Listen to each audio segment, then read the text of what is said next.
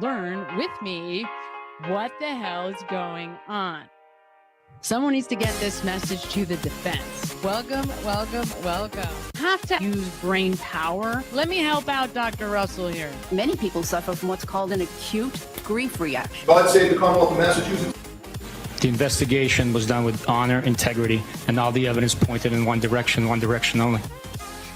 Buchanan was so defensive and unable to throw Proctor under the bus because he loved him.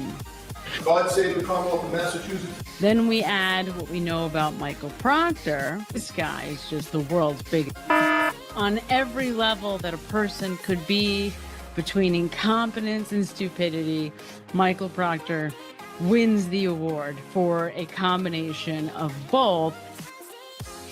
They killed him. Who are all the powers that be? Look at the smile on his face. That's what happened. That's what happened. So she doesn't actually want them to get here quickly, and that's the reason why she doesn't say there's an officer down. Meet the Bar Association of Norfolk County's Person of the Year. I routinely do when I work with attorneys, okay? I prepare this on my own. Oh my God. See? You see it?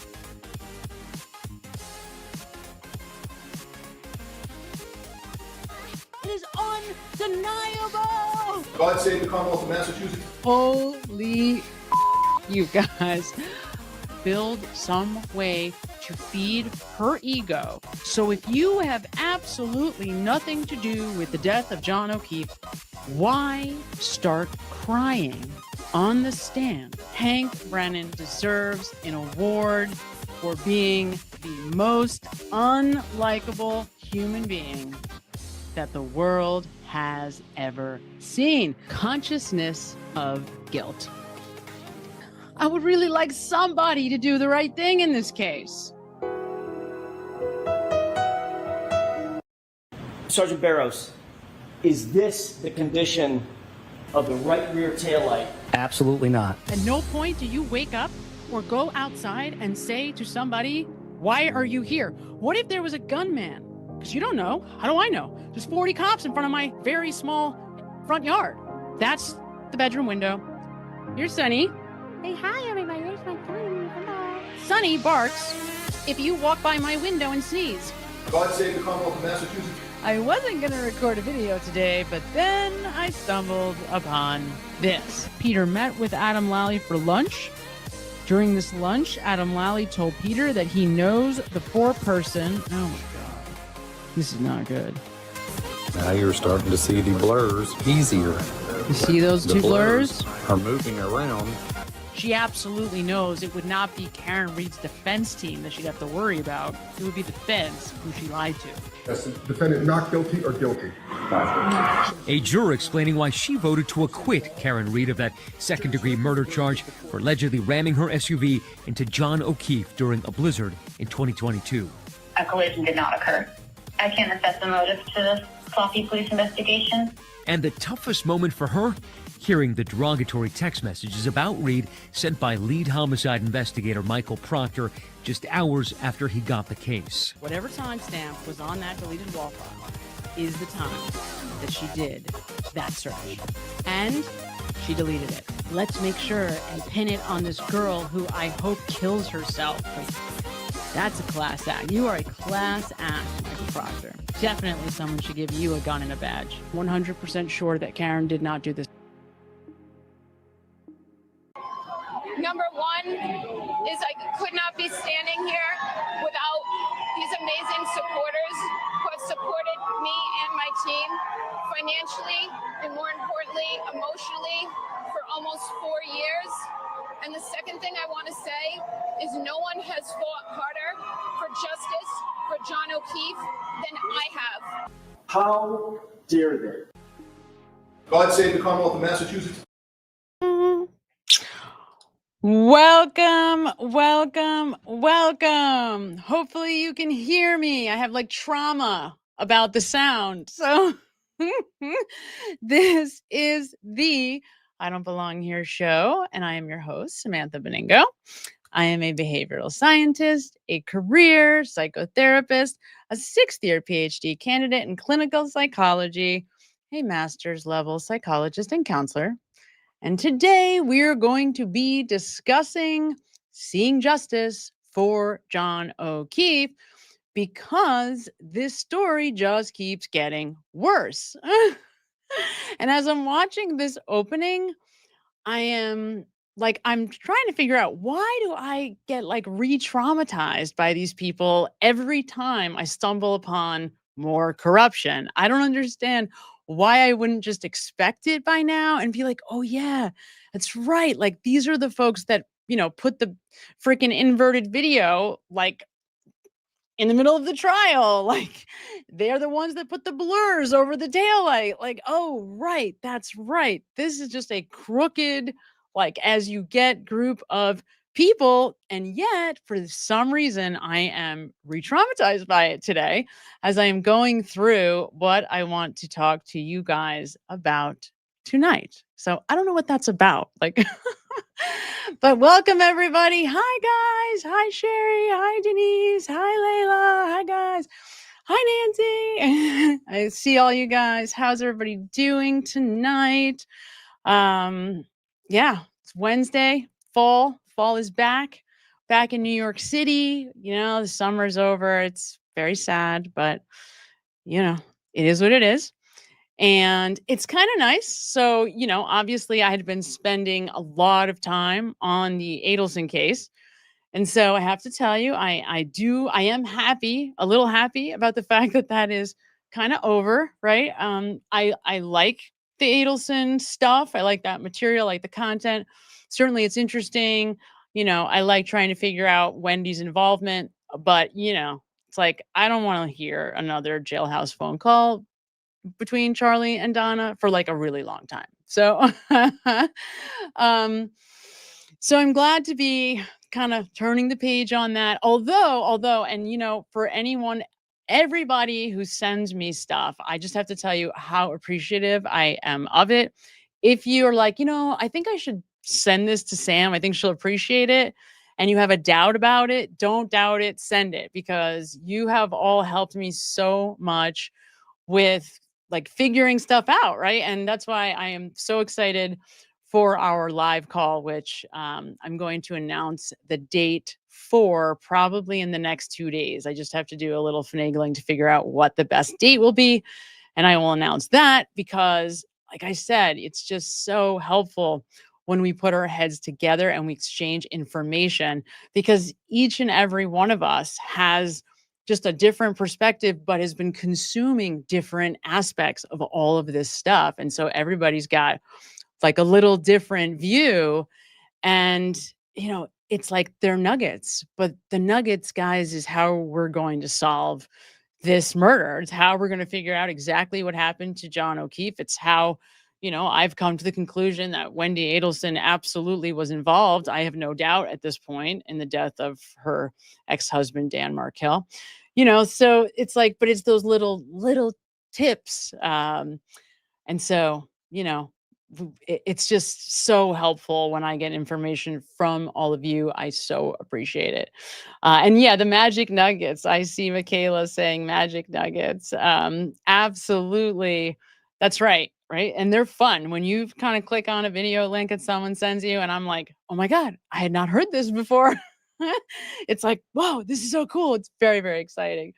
So, I look forward to it. And I love when you guys send me stuff. So don't hesitate. If you have the thought, maybe I'll send this to Samantha. Don't hesitate. Definitely do it. And yeah, a lot going on. There's a lot going on in around the kind of Karen Reed / Justice for John O'Keefe movement. We had the Howie Carr interview. Was that like 10 days ago, 7 days ago? My God, it feels like 10 years ago, but I don't think it was that long ago. It was supposed to be an announcement. Wasn't really an announcement. I guess he was announcing his book. Okay, whatever. But we did see Karen Reed. She made an appearance. Always nice to see her. Completely, by the way, understandable why she is kind of saving herself. And this poor woman has been through hell and back, right? They have taken every like ounce of energy and, financial stability, any certainty she had is gone. And so hopefully she can somehow cash in on this horror show. So I appreciate that. I appreciate that she even spent 5 minutes, on the show and just telling us how she's doing, which is nice. It's also really, if I were her, I would be infuriated that, like, what is it? Amazon Prime is going to be airing a whole show, like a 6 series, whatever mini series about me and my life without me, without any knowledge, without even tipping their cap to me that this is going to happen. And to make matters even worse, the Alberts are working on this. Oh my God. I can't tell whether it's a better idea to just ignore it completely when it comes out or like to give it a lot of attention, right? Should I be like focusing on it? Right, exactly. Like I see DCK saying, yeah, boycott. That's kind of my first instinct is like, don't even look at it. But then you have all these people out in the world who might actually believe that that garbage is true. And so then if I feel like, well, I gotta do something, gotta say something. And then exactly Rita Young, yep, the civil court trial case, with the O'Keefe family will be on September 22nd. My guess is I don't expect much from that. I mean, you all remember how these kind of early hearings tend to go early on in these cases. Yeah, they tend to go slow. Nothing really happens in the beginning. So I don't expect a lot to happen on the 22nd. Maybe I'm wrong. I know nothing about the legal system in terms of like the law, what the differences are between obviously civil and criminal courts. I mean, I know the basics about the differences, obviously, but in terms of the logistical components, I have no idea how they're different. I have no idea how the process will be different or the same.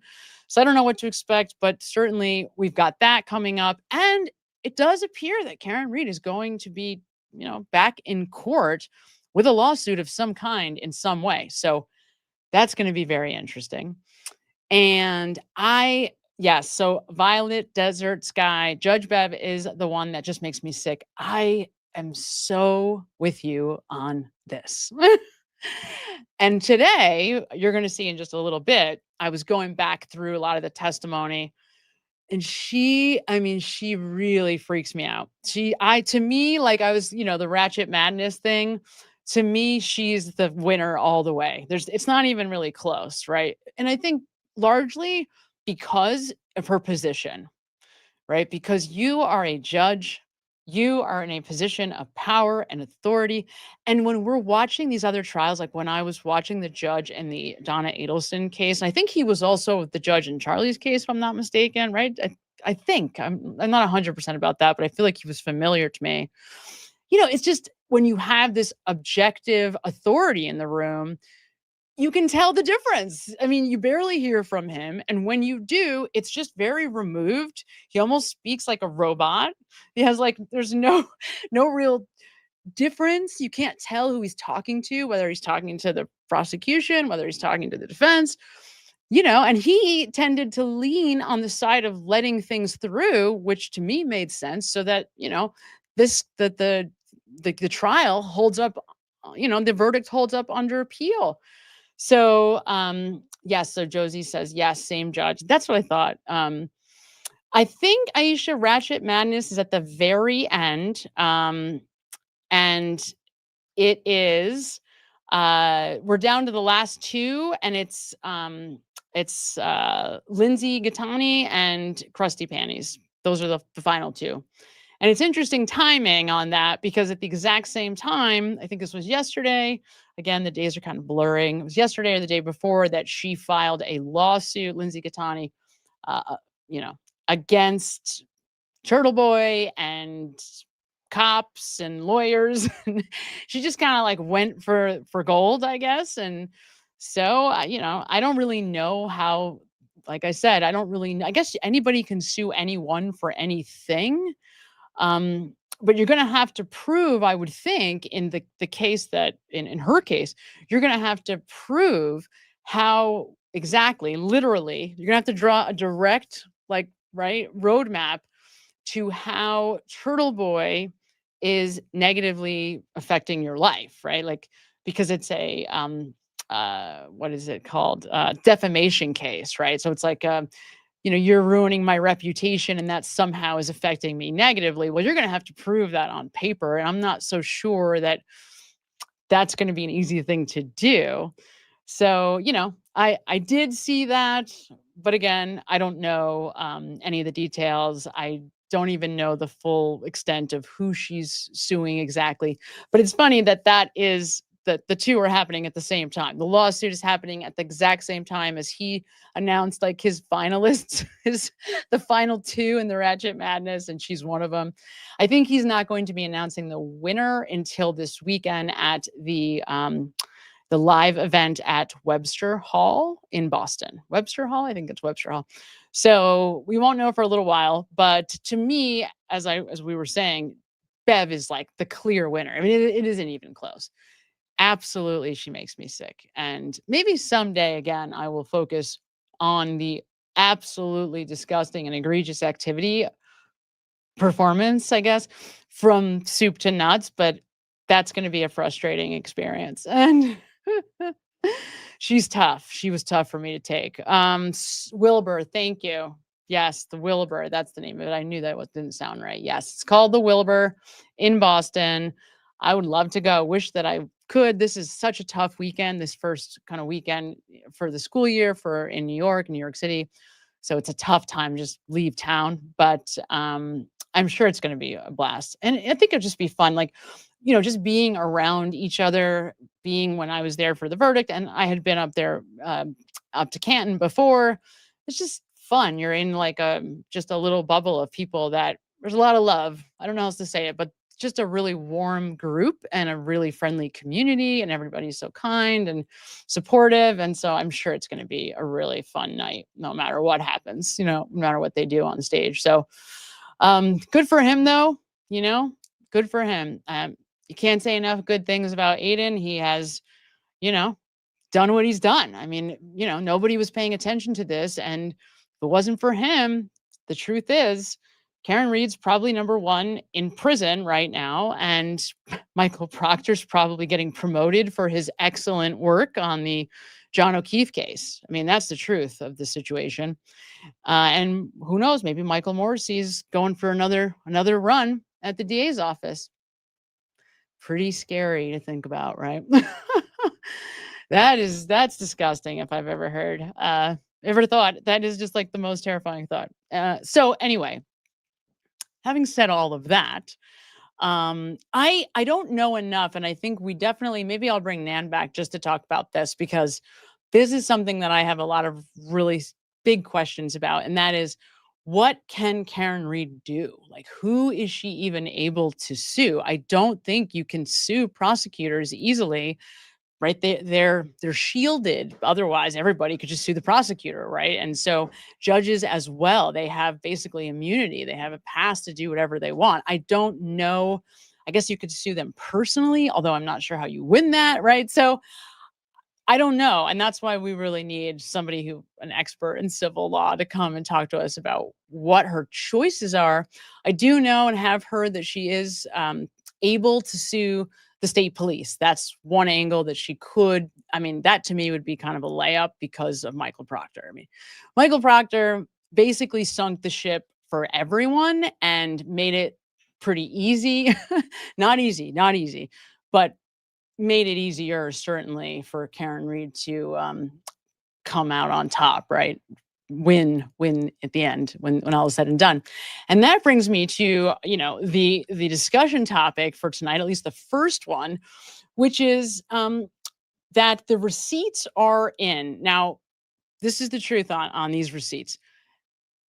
I could probably spend every day for the next 6 months going through these receipts, lining everything up with the trial in real time, and coming up with more evidence of corruption on the part of the Commonwealth. That is the truth, because these receipts are very detailed, and it is pretty unbelievable what is in these receipts. It's pretty unbelievable. So we're going to talk about it tonight, but we're going to focus mostly on Aperture simply because there's not enough time between now and tomorrow morning for us to go through everything to the extent that it deserves, right? A couple of things just to kind of hit a few key points. Very important. Number one, the one clear takeaway from these receipts, Michael Morrissey went all in. He was like, I am not going to lose trial 2.0. It seems basically as soon as he turned his attention from the first trial, they kind of licked their wounds a little bit and then went right back at it. September, he brings on Brennan and he brings on Aperture. And basically they are hired almost like on the same day, right around the exact same time. In fact, in the beginning, I think Aperture is first communicating with Adam Lally before Brennan. So they might have actually been hired or contracted before Brennan comes on 100%, right? So they are brought on almost at the exact same time. And they kept really good notes. So what I'm guessing, based on the way that these invoices read, they probably have some kind of an internal billing system, right? We have these in therapist's office. We have these for our note systems.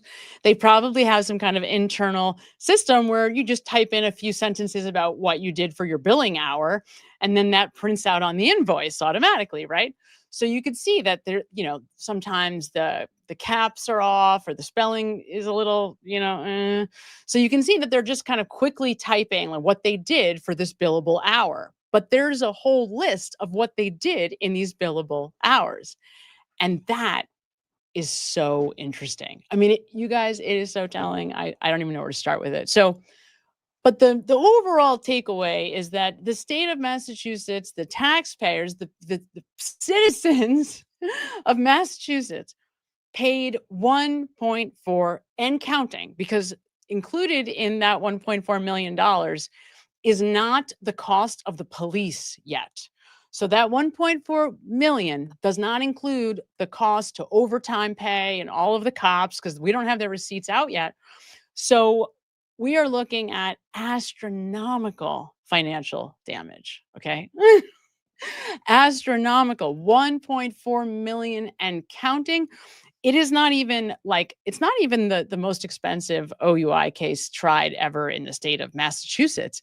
It must be the most expensive OUI case tried ever in the history of the world, because who else, give me some name, date, time, space where it would even be possible to spend that kind of money somewhere else, like in another situation that we're not all aware of, right?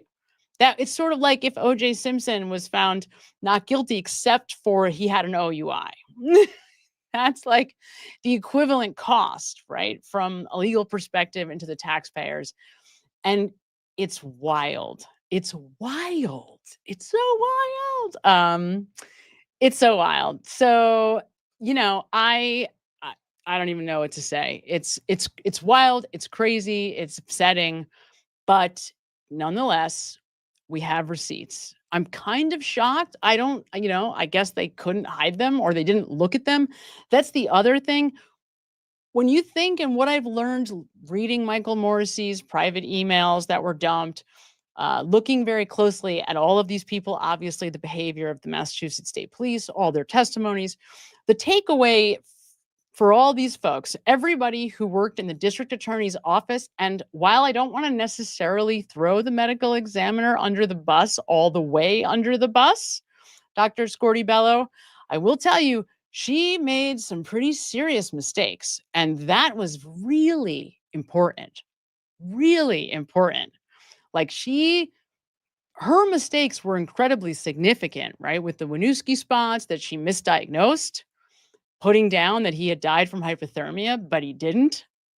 That's huge. So anybody associated with Norfolk County's DA's office turns out to be incompetent. Like, before they are corrupt, they are incompetent in many ways, right? Not even just like at basic tasks that you would think would be the kind of tasks that you would do if you're a medical examiner, like, I don't know, diagnose correctly. Or like if you're Michael Proctor, for example, not look for nudes in your suspect's cell phone, things like that. Not just those things, but, kind of, everything. Like you look at the search warrants and the way that they just are so like kind of lazy and lackadaisical about evidence and discovery. It's just Adam Lally. Like that sort of sums it up, right? And I will say this about Adam Lally. He's very clever. He's clever. He's very clever. He's very, very clever. When I go back and I listen to his direct examination, cross-examination, but more direct examination of his witnesses, man, is he sneaky, right? Like he intentionally flies under the radar entirely on purpose. And it's wild. He's sneaky. I mean, I don't know.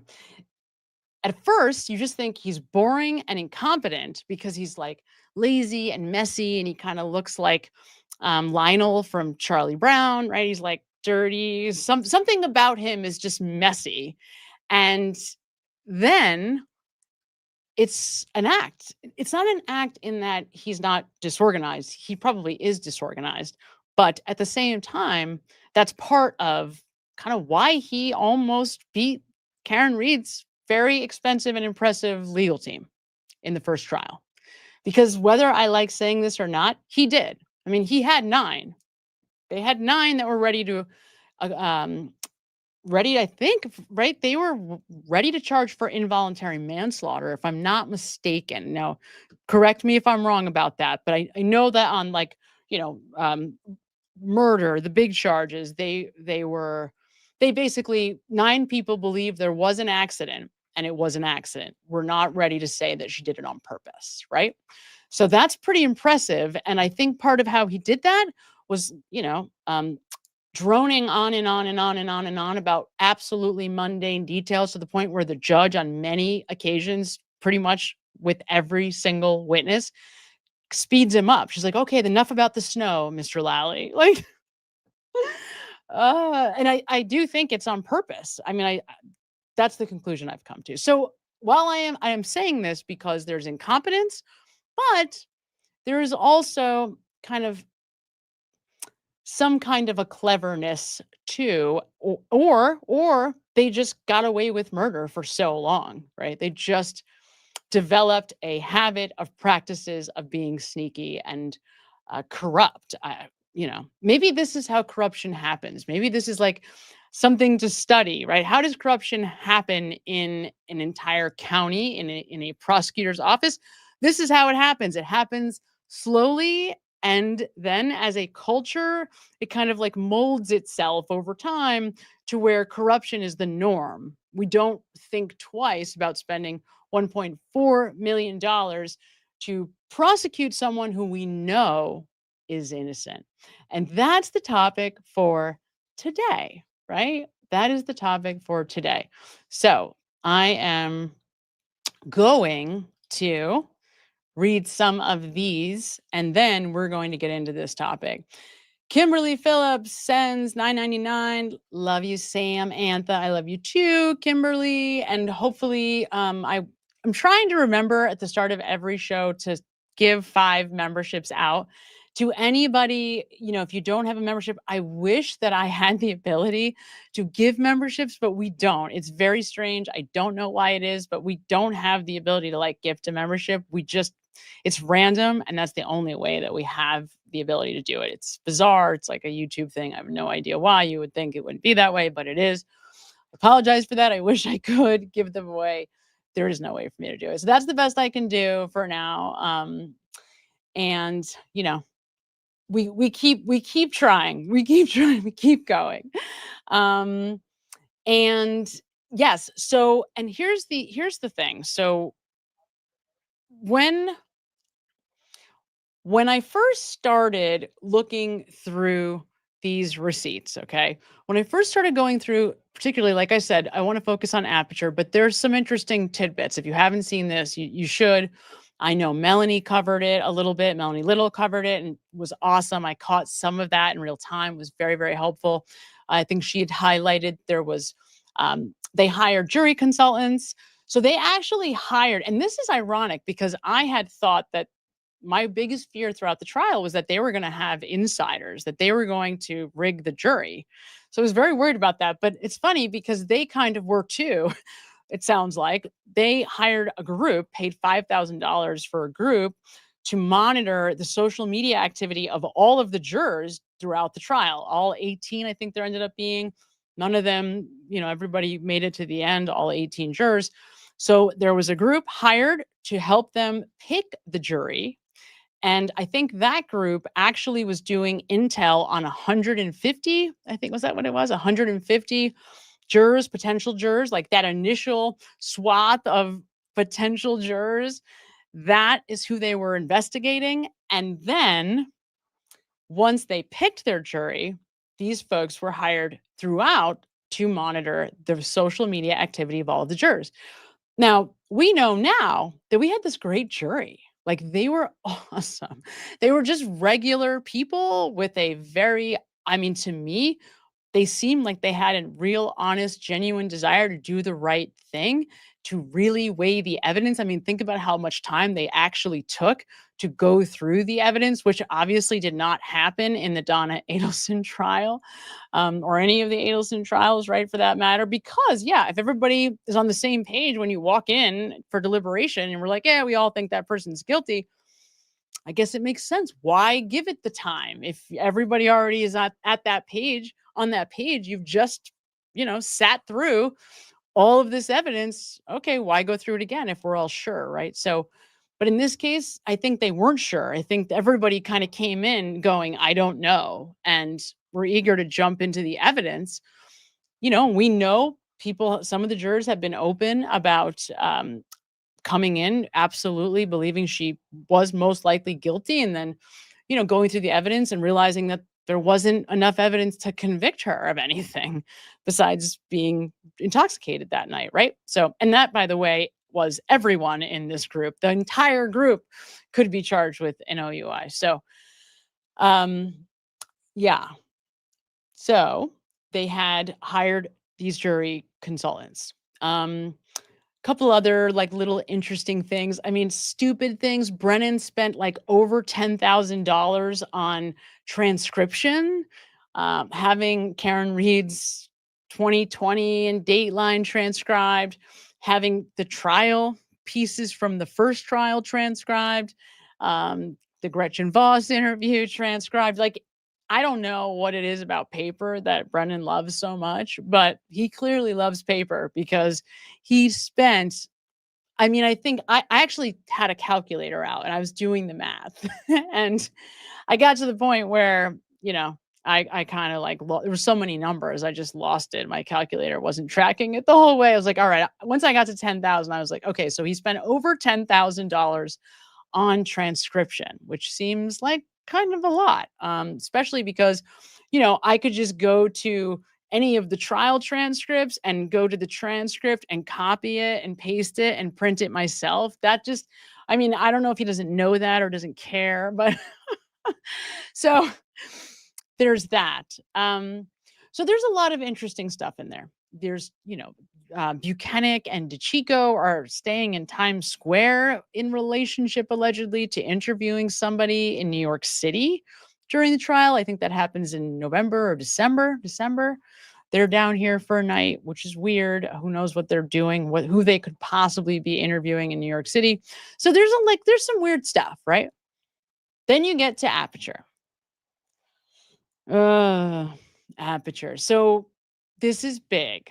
It's big. It's a lot. And rather than come to a conclusion on my own, I very much want you guys to help me because I don't know what to make of it. I'm looking at the information in its totality and I am like, what does this mean? I don't know what to make of this. So we're going to go through it together. I need you to help me.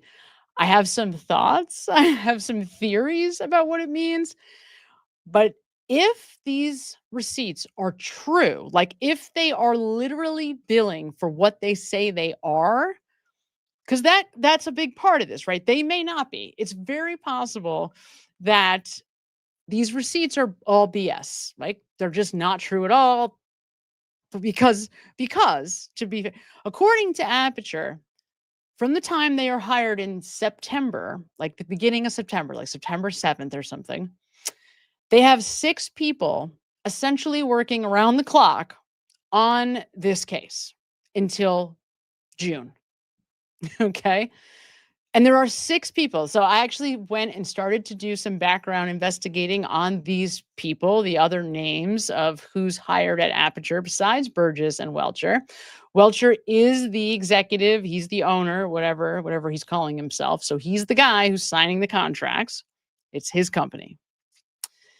And Burgess, interesting guy. Typically, Burgess does like Cellbrite stuff, I think, right? So this is sort of a sister kind of topic for him, but it wasn't like his first area of expertise. He did like cell phone stuff. And this is sort of related, right? So they are claiming that they spent an unimaginable amount of time on this case. Now, so I can start to bring up some of the receipts so you can see what I mean in a minute, and we'll look at that. Trust me, we'll look at that. But when you start looking at where they started, okay, like where they were in the beginning, where their thinking was, and then where they landed in terms of the financials, you have to ask yourself a question like, what happened here?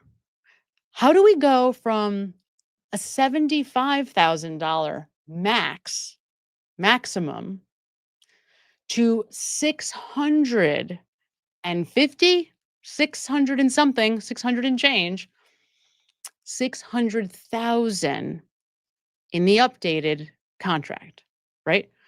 That's not like a double, a triple. That's an enormous jump. Okay, so keep that in mind. And I'm going to show you what they got for their money, because this is really important. Really important. Good question, Sheila. I don't know. Can you imagine though? Wouldn't you love to have been a fly on the wall with Michael Morrissey when he heard the verdict? I bet you he was in a bar or something. I think he's a big drinker. From what I can tell, he's a big drinker. And I think all these people are, which is not helping. Is not helping the situation at all. Not at all. So I want you to keep this question in the back of your mind as we go through some of this today, because the question really is, what would inspire the Commonwealth to go from paying $75,000 to $600,000? Just keep that in mind. Okay. Wait, are we having problems? Can you guys hear me? I'm seeing trouble. I'm seeing trouble. I think I'm still here. Do you guys hear me? I don't know. Oh, yes. Okay. Awesome. Thank you. Thank you guys. Okay. Yes. Okay. Okay. Denise is having some challenges. Can't get to the chat. I don't know. Who knows, right? What is StreamYard doing? I'm not really sure. Okay, good. But you guys can hear me. That's a good start. Yes. So yes, Annie Ruler says it's called kickbacks. Well, here's the thing. This feels a little bit more like extortion than kickbacks, right? And here's why. Okay, here's why I am saying that. So there's 3 different threads, right? With Aperture, there's 3 different basic threads or different ways that we can talk about the corruption here. Okay. 3 different like storylines, I guess, for lack of a better way to say it. And it's easy to conflate them. And so I'm trying to keep them straight in my own mind so that I can keep them straight to talk about them with you. So first, right? First, we have the billing, like the actual receipts and what they say, and then what those receipts say about trial testimony, which we're going to take a close look at in just a moment. That is one sort of thread. Then you have this idea. Keep this idea in your mind, okay? These guys are hired in September, early, even before Brennan, I think. Like I said, the beginning invoices are all made out to Lally. It's him and it's Welcher and Lally communicating back and forth. And we also learned from these receipts, or I don't know, I heard it at the same time that I saw the receipts be dumped. So I'm not sure if they came together, but that during the trial, Lally and McLaughlin were not allowed to speak to Brennan unless he was speaking to them. Right? You're not allowed to speak unless spoken to, which, you know what? That's the vibe, right? That was totally the vibe. Throughout, you got that sense. It was like, like 2 little kids, like in the classroom. You had like Lally, like playing with his pencil and like blowing bubbles, right?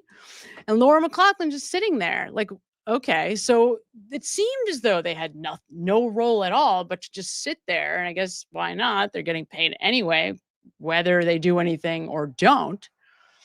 And it's sad to me a little bit, like this isn't really sad, but it's like a little sad because I know Lally wanted to try the case.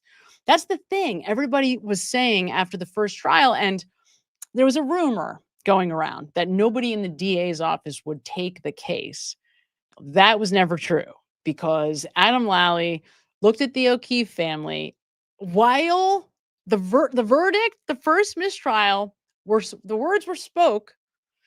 He was sitting next to the O'Keefes, Lally, and turned to Paul and said, "I will try it again today if I have to." So there's no way that Lally went to Morrissey and was like, "I'm not trying this case." No, that didn't happen. So this is all like Morrissey didn't think he could win with Lally and McLaughlin. That's what happened.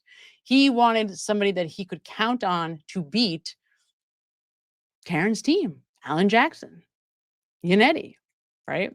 Before Alessi joined, right? So before the team grew significantly. So, okay. So they bring on Aperture. Now, here's the interesting thing. Aperture is billing unimaginable numbers. Like the first invoice is like $44,000, okay? And you're going through these they looked at everything. I mean, even if a fraction of what they are saying is true, if a fraction of it is true, they looked at everything. They looked at all the trial testimony and let me see if I can pull this right up. Let me see if I can pull it up right now while we're doing this.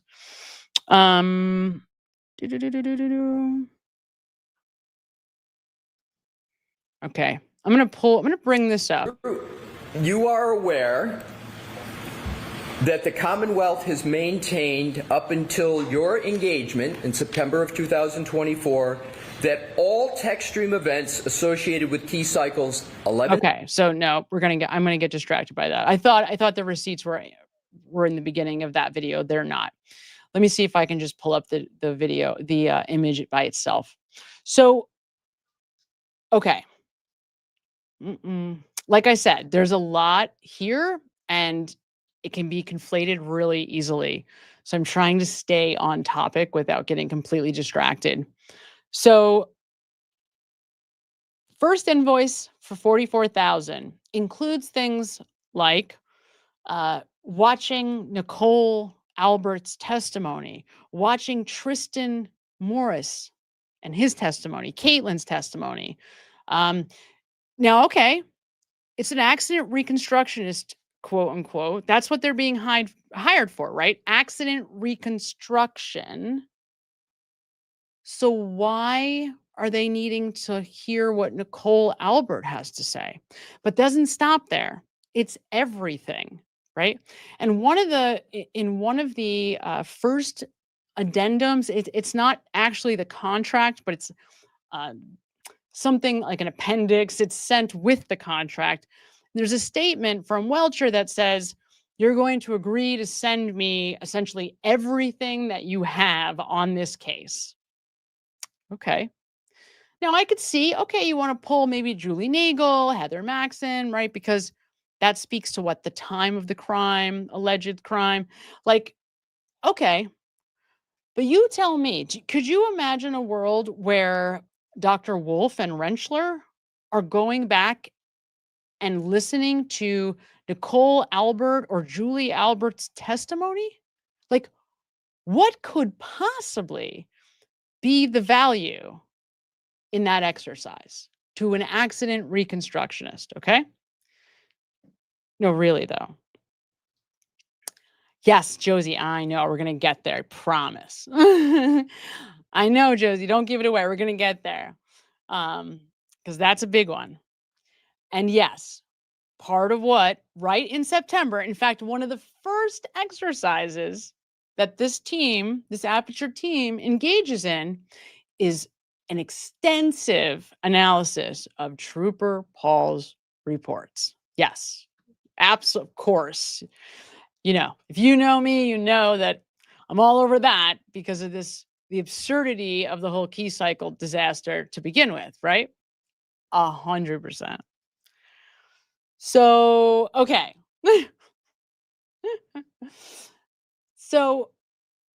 But I mean, they went through everything. Trooper Paul's report is the only thing they should have been doing, right? That was their job. Their job was to look over Trooper Paul's report. Their job was not to assess Tristan Morris. See, so you have to ask, what the hell is Judson Welcher doing with Julie Albert and Nicole Albert and Caitlin Albert's testimonies? So that's the first thing, okay? Now, the second thing, they have a team, you guys, a team working around the clock. Okay. Judson Welcher started out making $750 an hour. It jumps then to $900. And at a certain point, I think he just stops counting. Okay. So, and like I said, we're going to look at the receipts themselves, but just to kind of give you an overview. Okay. So what are they doing with this information? Like, what is the purpose of the accident reconstructionist team who is brought in essentially for one reason, and that was to delegitimize ARCA? I mean, that was their job, right? Well, that was the big one. They have two roles. They have to, and you remember how obsessed Brennan was with ARCA? I mean, from the beginning, it was like an obsession. That's all he thought about. It's all he talked about. He was obsessed with ARCA, getting rid of ARCA, right? Up until the 11th hour, ARCA's in the middle of the trial. There's a voir dire about whether ARCA is going to still be allowed to testify. That's how much Brennan wanted to keep them out. Okay. So they hire this accident reconstructionist team. They have a team of 6 people working. They tell us they're working on Christmas, New Year's Eve, New Year's Day, Halloween. They're just working around the clock, straight through all the holidays. They're just working on this case, and there's 6 people working on this case. Okay, 6, fine, okay. Then I want you to think about what they were tasked with. They had to delegitimize ARCA, find a way to sort of, I guess, be credible enough to undo ARCA, and make the fact that John O'Keefe died at the hands of a Lexus in front of 34 Fairview be possible. Okay, not possible, be plausible, be beyond a reasonable doubt likely. That was their job. Okay. They were paid over $600,000. It's like the number is astronomical, okay? An astronomical amount of money. But that wasn't the deal from the beginning. At the beginning, the cost is $75,000. So you tell me what happens between September and June, or April, actually. April is when the $600,000 contract is amended. Okay, that's when the contract is signed. I think it's like the 2nd of April. Okay, so what happens between September and April that the cost jumps from $75,000 to $600,000? Now I want you to think about the product, okay? And that's what we're going to focus on first. I want you to think about the product, what we got for $650,000. Think about what the prosecution got for their money. Yeah. So think about that. Okay. Yeah, that's right. You're right. That's right, Kid Gracie. Yes, that's right. Yep, you're going to see it. I'm going to show it to you. So I have a few different videos, and we'll get through them. And in those, we will see these receipts, because they're unimaginable. But they're also very relevant to the testimony themselves. That's why I'm not just bringing them up yet. Because of the key cycles, that's one way that they're relevant. But we also catch them outright lying based on the receipts when we look back, right? It was the very expensive blue paint. Very expensive. It's very expensive. Yes. So the first thing we're going to do is we're going to take a look at exactly what they got for their money, right? That's what we're going to do. So we're going to look quickly. And then in the lower right photograph, what I've done is I've rolled up my sleeve, taken the sweatshirt off, and I'm going to look at how this contact pattern lines up. Me just walking backwards, or actually sideways, into the Lexus. What I've done is I've painted the Lexus right rear tail light with what's called grease paint.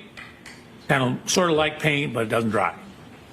And then I have back. I remember when I saw this in real time, I was so shocked I couldn't speak. I couldn't believe this was happening.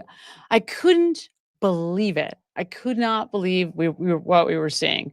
That he had dressed up in John O'Keefe. I just couldn't believe it. It just defies logic in every way, shape, and form.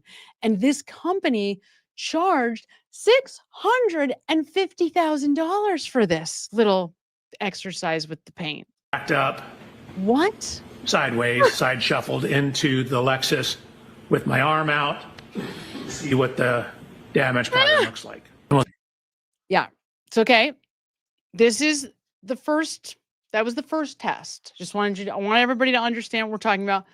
That was the first test, and I believe he only conducts 2 actual tests, right? He also does the scan, the fancy scan with Karen Reed's car and John O'Keefe's car to determine whether or not Karen Reed backs into John, right? So he does that fancy scan. So I want to give him some credit where it's due. So, I don't want to take that away from him. But the only experiments that he conducts outright are these 2, and I think there is a crash test dummy that does something. Remember the one where it falls back? I'm not sure why exactly. It's a fall back exercise. Show this from 2 different angles. That's me showing I'm doing test 2.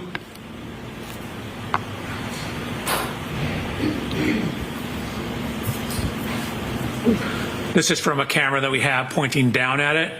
This is the speed. Yes, he does. Did you conduct that test in an attempt to show that the injury patterns on Mr. O'Keefe's right arm are consistent with being struck by the Lexus taillight on that arm? So generally, I wanted to show that the location, area, and span over which that headlight covers matches the location and area of the lacerations on his arm. That's what I want to get to. Right. So let me ask you this. Would you agree? So he's telling us, Welcher's telling us that the purpose of this exercise was to prove, and remember, by the way, yeah, like he does two tests. One, he just falls into the Lexus. The other backs into him. But then it turns out that when you slow it down, he actually like throws his arm out in front of it at the last minute. So it looks it's even more shady than it already appears to be. So his argument here is, well, I'm just showing that it's possible. I'm just showing that it's possible that that area could match up with a taillight. That is the argument that he's making. I'm just showing that it's possible. The problem that Hank Brennan has here, though, is he's not the defense attorney. So that's not good enough. It's not good enough to just say that something is possible. It has to be likely beyond a reasonable doubt, right? So Welcher is essentially arguing for the defense. That you did a blue paint test with the vehicle going at 2 miles per hour. Did you? Of course. Do that? Okay.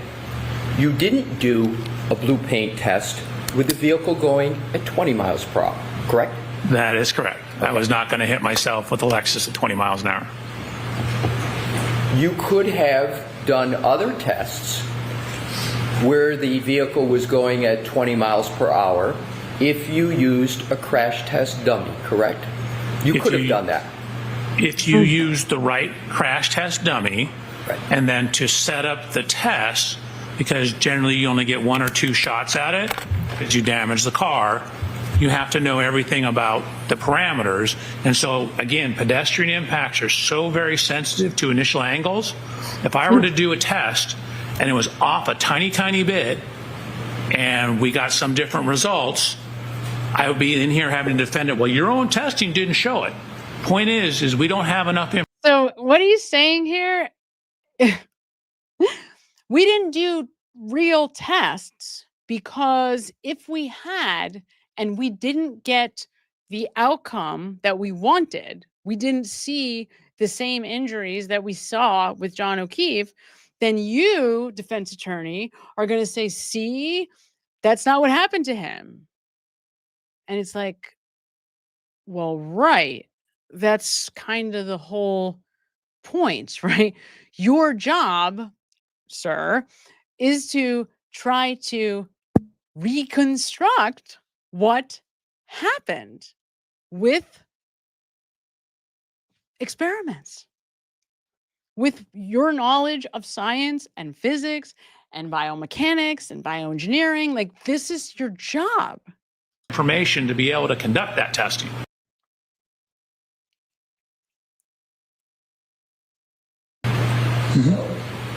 Your assumption, as I understand it, is that the Lexus was going 24 miles per hour in reverse and made contact with Mr. O'Keefe. I don't know if you can hear Alessi there, but he's asking, your assumption is that the car was traveling at 24 miles per hour, correct? That's your analysis, sir? No. There is not one single slide I have that says this is the speed he was hit at 24 miles an hour. She then put the Lexus in reverse, put her foot on the gas pedal, and began to press, not 25%, not 50%, up to 75% acceleration. There was a light dusting of snow, the Lexus tire spun backwards. So here's Brennan telling us what happened. You know, Karen's on the gas at 75%. The car's spinning out. He knows. And then you have Welcher, the accident reconstruction, is saying, well, we don't know how fast the car was really traveling. Now, all of us, hopefully, have seen Turtle Boy's efforts to, and at that point it was 60 feet. Now it's 70 feet.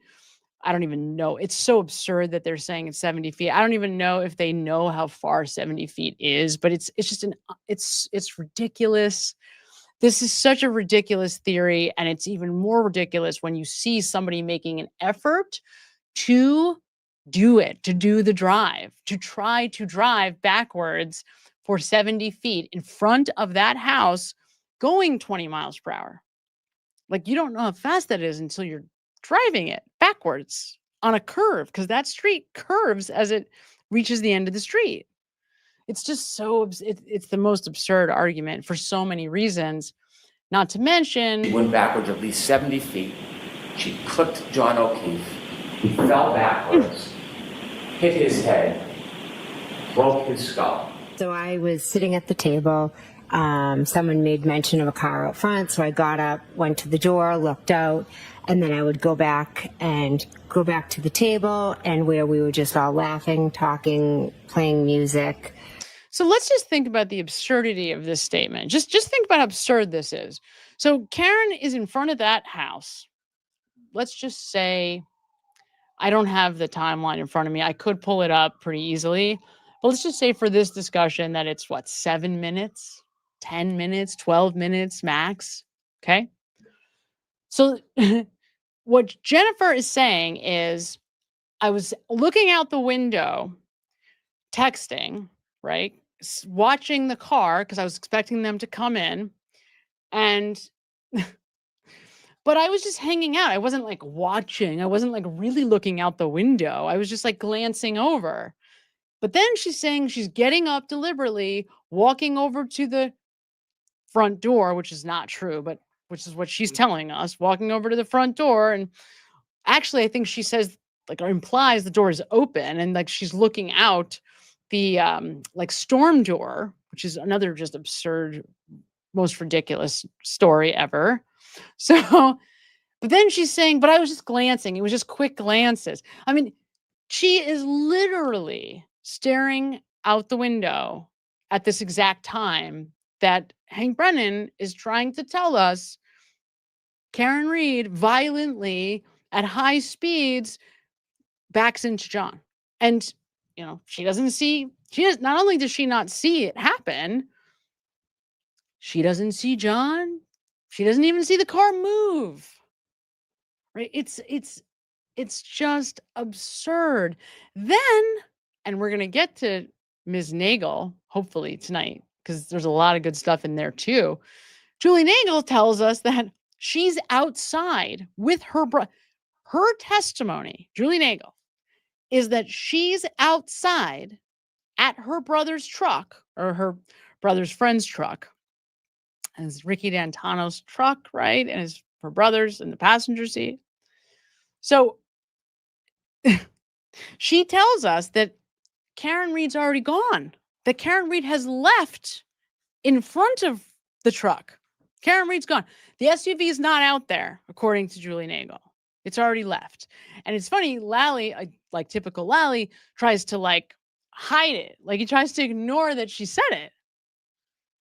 Oh, it's so absurd. It's so absurd, you guys. It's so absurd. So it's so beyond absurd. So that would mean that Julie Nagel is outside hanging on the passenger side door of her brother's friend's truck while John O'Keefe just got run over in the street. Or no, I'm sorry. That's right. I keep forgetting.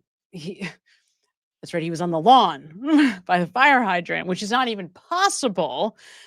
Completely defies the laws of physics, given this argument. Like, it is not possible that he could have been clipped, like Brennan loves to say, and then like somehow shot like a cannon 15 feet onto the lawn behind the SUV with taillight on top of him, even though the taillight would have been shot back, right? Because the taillight would have gone, thanks to gravity, behind the car. Wherever the car went, it would have gone behind it. And there's no way that car could have been traveling at 20 miles per hour and backed into John in such a way as he would have been by that fire hydrant or flagpole. I mean, it's not physically possible. And here's the argument that I am making here. If Aperture honestly did what they are saying, if Aperture looked at all of this footage, at ARCA, at Gretchen Voss interview, all of 2020 and Dateline, Brian Albert, his testimony, that was like a 12-hour day for these people. I mean, Aperture charged mightily for him because it was a long testimony. So if they actually did the math, so to speak, and then we'll get to the key cycles, I promise, there's no way that they don't know she's innocent. And that's the point, right? The point is that they would absolutely know that Karen Reed didn't do this. There's no, and here's how we know that definitively, because this was the $600,000+ result. This is what you get for $650,000. Now I get, and I see somebody in the chat. I can't find you. I will try to find it. I promise. Somebody in the chat was saying that that's like a relatively standard cost for an accident, price for an accident reconstructionist. And I don't disagree that that's true. But it speaks to the fact that if that is what you've got, if that's the best that you can do, right? To me, it is so obvious that they didn't have anything. This is what they had. This is what they had. They had blue paint. They had blue paint. In other words, what Welcher is saying here on the stand, okay, my hands were tied.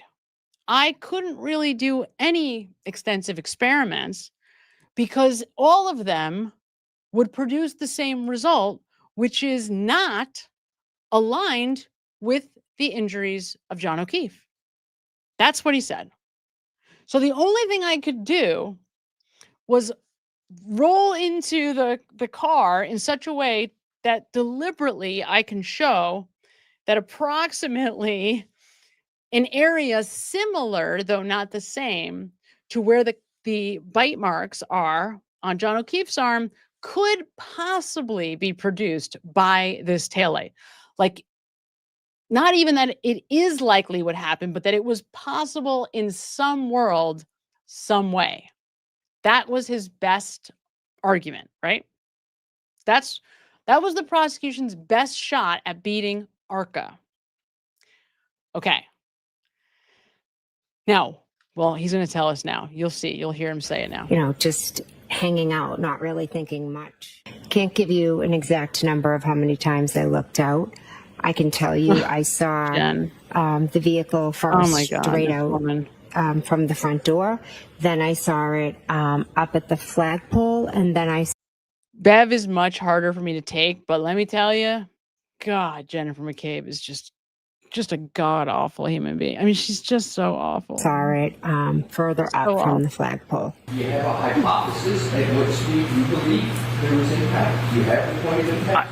I do not know the exact speed. We don't know the initial point of contact. We don't know where exactly he was on the road. We don't have enough information to determine that. Oh, but that's funny. Oh, did you catch that? We don't know where exactly he was on the road. Well, if you go back and you look at the receipts, it's interesting that he would say it that way, because Judson Welcher probably could X marks the spot, could probably better than any of us, because at least if we believe even a quarter of the receipts of how much time he and his people have put into this case. So he knows exactly where John O'Keefe's body was, and he knows it wasn't in the street. But you like how he just moved him from the flagpole to the street? We don't exactly know where he was in the street. And to me, what they were really paying for with Welcher is obstruction. Like, his job is to be an obstructionist and to find a way to just create smoke and mirrors where there really is nothing at all. Whether it's doing that to help Brennan or to try to run interference when the defense, in this case, Alessi, is cross-examining him. When you're engaging in these demonstrations, are you attempting to try to show exactly how Mr. O'Keefe was struck? No, my approach to this case is three prongs. I'm looking at the downloads, the technical information. I'm looking at this backing incident, and then I'm looking at Mr. O'Keefe's injuries and how they relate to the events. All right, so there's what that was Welcher's job. He's looking at the card, the telematics data, or the Techstream data, the Toyota Techstream data. And it took me a very long time to understand what this means. And it's so stupid because it's just so easy. But it literally took me having to see the Techstream logo to understand that Techstream is simply the name of the software that Toyota uses to run analysis on the vehicle, on the car information, right? That's all it is. It's the car's software. That's the name that Toyota gave their software, Techstream. But it's confusing because they're using that lingo with all this other lingo that makes it sound like it's kind of all one thing. Techstream event. Sounds like something discrete and specific, or trigger event, right? So again, these are things that can be easily conflated. And when human beings don't know, we tend to just glaze over it. Like, if we don't know something, generally speaking, because of the energy it takes to pursue learning about it, we won't make that decision unless it's really important to us, because it's going to exhaust energy. And number one in your DNA, your number one directive is to conserve energy. That's just what the body's always looking to do. So if we don't understand, we gloss over. And I think, unfortunately, with their testimony, with the Soger testimonies, that's exactly what happened. And I think Hank Brennan was probably counting on that to a degree, because he doesn't really want us to understand. Because the more we understand, the more obvious it is, this is just all smoke and mirrors, and there's just nothing here. So Judson Welcher had three things he was focusing on: the Techstream software data, whatever that information produced. Ultimately, that was outsourced to Burgess, and that's whose information he was going to have to use to try to prove, and this is the other big thing, that this backing event at key cycle 1162, trigger event 2, so 1162-2, this backing event occurs at the time that they want it to be at. So this is where Burgess comes in. Shannon Burgess, his only job, okay, all this guy was brought in to do was to place that Lexus backing up right in front of 34 Fairview at approximately 12:31 a.m. That is all he had to do, okay? That was his job. The problem is, there's a few. The problem is, Ian Whiffen came along and changed, not really changed, but in their mind, I guess changed, or at some point, I don't know how you missed this. I really don't, because we have the receipts. In fact, one of the first things they look at is Ian Whiffen's testimony. It's like in September, like September 13th, they're looking at Ian Whiffen's testimony. So they had Ian Whiffen's information. They knew exactly what it is that he believed about this case, right? Now, he had made some changes, right? He had done a more extensive deep dive in the second trial. But he had also put all of that in a report, and that report was sent to them probably immediately, right? Because this information was critical for their argument of the case. And this is all Brennan has, right? Brennan has to make an argument that there's a car accident, but here's the critical, this is the key, right? The Commonwealth is not just, working on behalf of the O'Keefe family, wanting to make Peg O'Keefe happy. That sounds nice. And Hank, that's nice. You're so noble. What a good guy Hank Brennan is. Except what's really going on here, the district attorney's office, if Karen Reed does not back into John O'Keefe in front of that house, how does the taillight get there? Right? So the Commonwealth has a very serious problem. If Karen Reed didn't do this, then that evidence was planted. And the investigators, okay, so the cops and the DA, district attorney, and the ME, they're all working in the same office, out of the same office. So the person who is actually in charge of bringing this case, right, of saying, holy crap, we're persecuting an innocent woman. Look, here it is. There's no evidence of a real car accident. We cannot prove that because there is no evidence. Judd Welcher right here is telling you there's no evidence. We don't know this. We don't know that. We don't know this. Well, that's because there's no evidence of it happening. So yeah, you don't know something that didn't happen because there's no evidence that it happened. The only thing that you have to say that it happened is fake planted taillight pieces that are undoubtedly, there's no question that they're planted because they were found on top of John O'Keefe's clothing. And oopsie on the part of the stupid, just brain dead investigators, because they didn't realize that that would defy the laws of physics. There's no way that that could have happened. There's no way the taillight pieces could have landed on his clothing given where he was found on the lawn. It's not possible. Car was backing up according to them. That means that the force would have been going that way behind the car.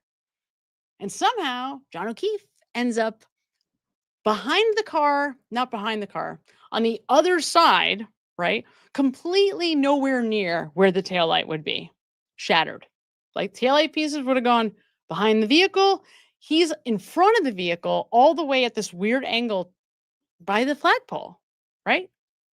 So the Commonwealth is very aware. There's no way that they can come back and say, we made a boo-boo, whoops, sorry, we're prosecuting somebody who's innocent, because they would directly be saying that somebody in their office, police officers who work for them, planted taillight evidence. I mean, there's no other possibility, right? Like either Karen Reed's Lexus taillight pieces were shattered in front of the house, or they were put there by somebody on purpose and very quickly, right? Very quickly. And thanks to Michael Proctor, we know, guess who had evidence on the mind?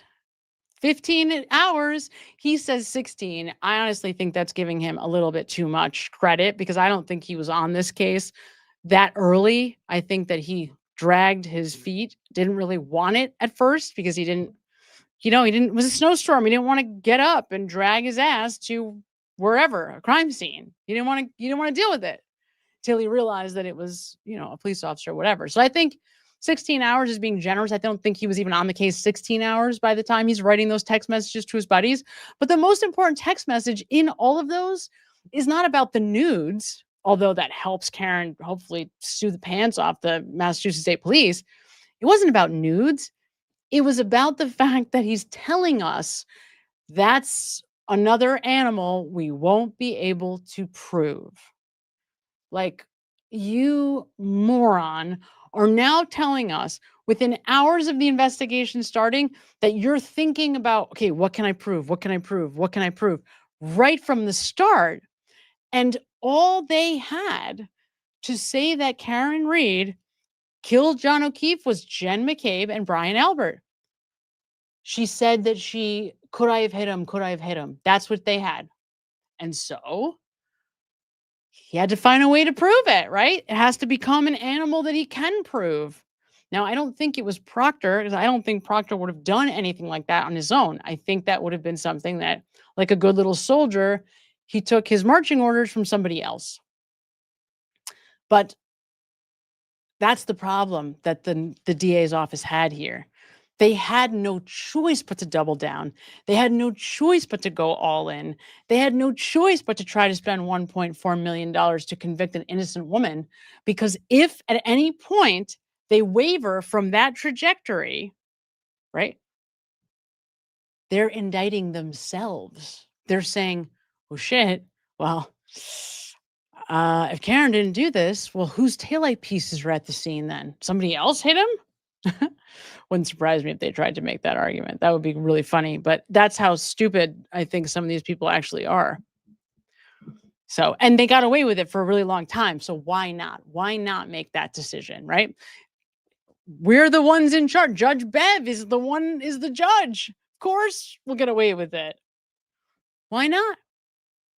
It's just horrible. It's so horrible. So, to me, what is so obvious based on everything I know, not only about what Aperture says, like literally just says, admits, like Judd Welcher saying, yeah, there's no evidence of anything. Like we can't actually say with any certainty beyond the fact that in some world, in some way, if you move your arm like this, and I guess if you're wearing John O'Keefe's clothing, maybe you could get your arm to match up with the taillight. Aside from that, there's no way that they could say that he was hit by the car.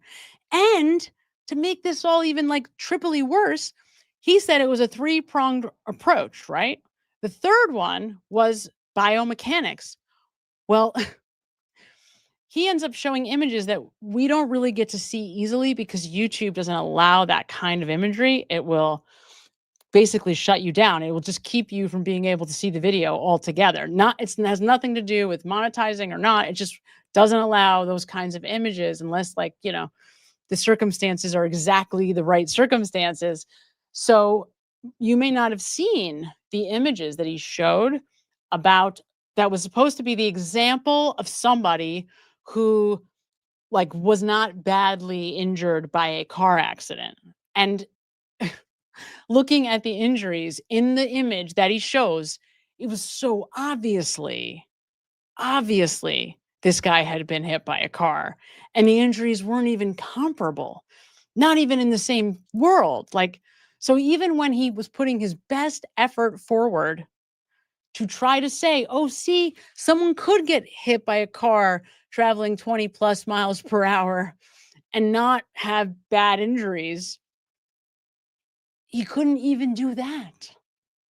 He essentially, again, Judd Welcher was paid essentially $600,000 to be a witness for the defense.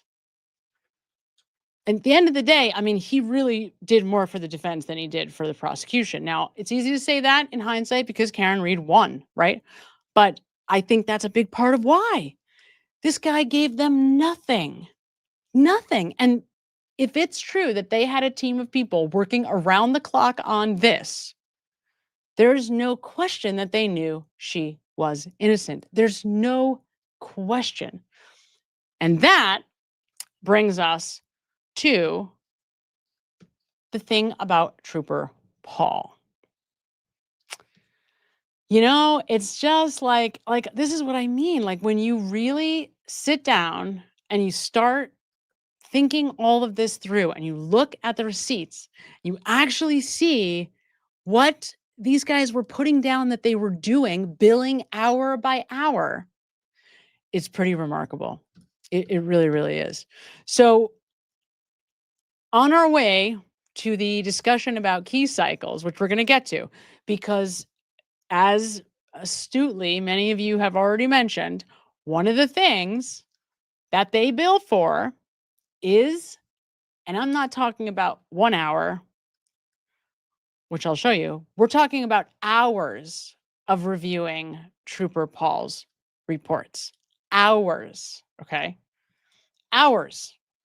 It is just such a, like, there are no words. It is an outright disgrace. It's criminal. Right? I mean, I don't know how else to say it, but to say that what they're doing is essentially a crime because they know, I mean, they know that there's no way that Karen Reed is guilty. They know it. So here are our meetings. This is, look at this, early goings, 9/26. So this is the end of September, about 2 weeks approximately, maybe 3, into their contract with the Commonwealth. And one of the first things that they spend any time on at all is Trooper Joseph Paul. So up here, it's really small. You probably can't see it. It says 9/17/2024, read, review, and summarize new file materials, review data and documents from Joseph Paul, CDR VCH VDAS with exports. So this is the telematics. This is the car's electronic data, right? So a person named Todd Rocher spent 2.7 hours on 9/17 looking over Trooper Paul's report to the tune of $300 an hour. Then on 10/1, I believe it's 10/1, we have a person whose name is hard for me to pronounce, Amjad Jadala.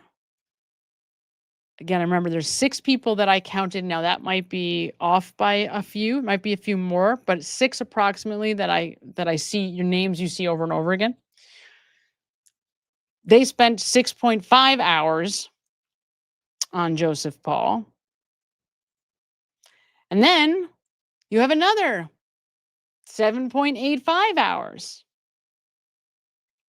So, and this is in the beginning. I mean, this is just in the very beginning. We haven't even gotten right to the meat and potatoes of what they're going to testify to. This is just them trying to figure out, get the lay of the land, like what even happened here. And of course, they're using Joseph Paul's report to do that. And I saw somebody saying, I guess Melanie Little, I saw saying it when she was, I think she was doing some kind of an interview with Mark Betterow on her live. And I saw Melanie saying that, yeah, I mean, they paid $650,000 to hear exactly the same information that they got from Joseph Paul, from Judd Welcher and Shannon Burgess. Exactly the same thing. They said exactly the same thing, but they tried to keep it from us. That's what happened, right? They tried to keep it from us. So that brings us to the role of Shannon Burgess, right? So let's see if I can pull this up.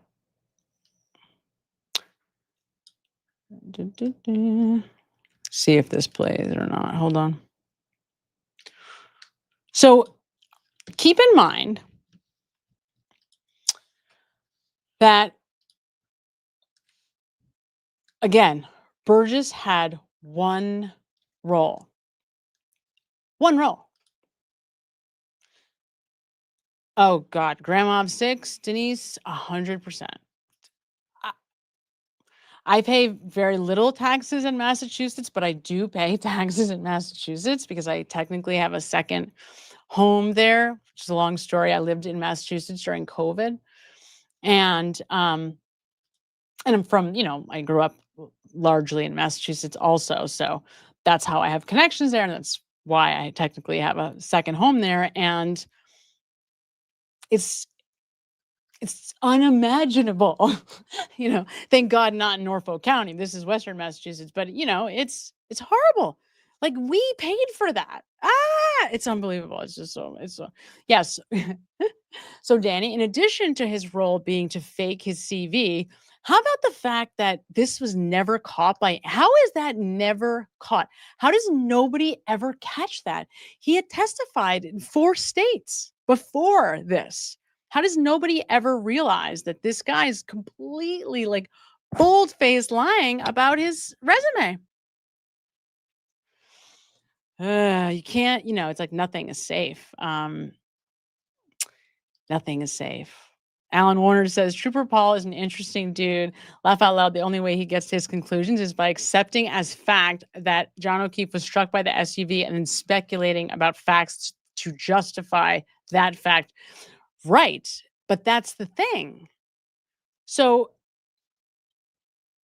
okay, let me see. Because I tried to pull up this video. I don't think that one's working for some reason. It doesn't surprise me entirely because it was like rushed to be rendered right before we got here. So let me in fact review Shannon Burgess's report summarizing. All right. So here's the thing about Burgess.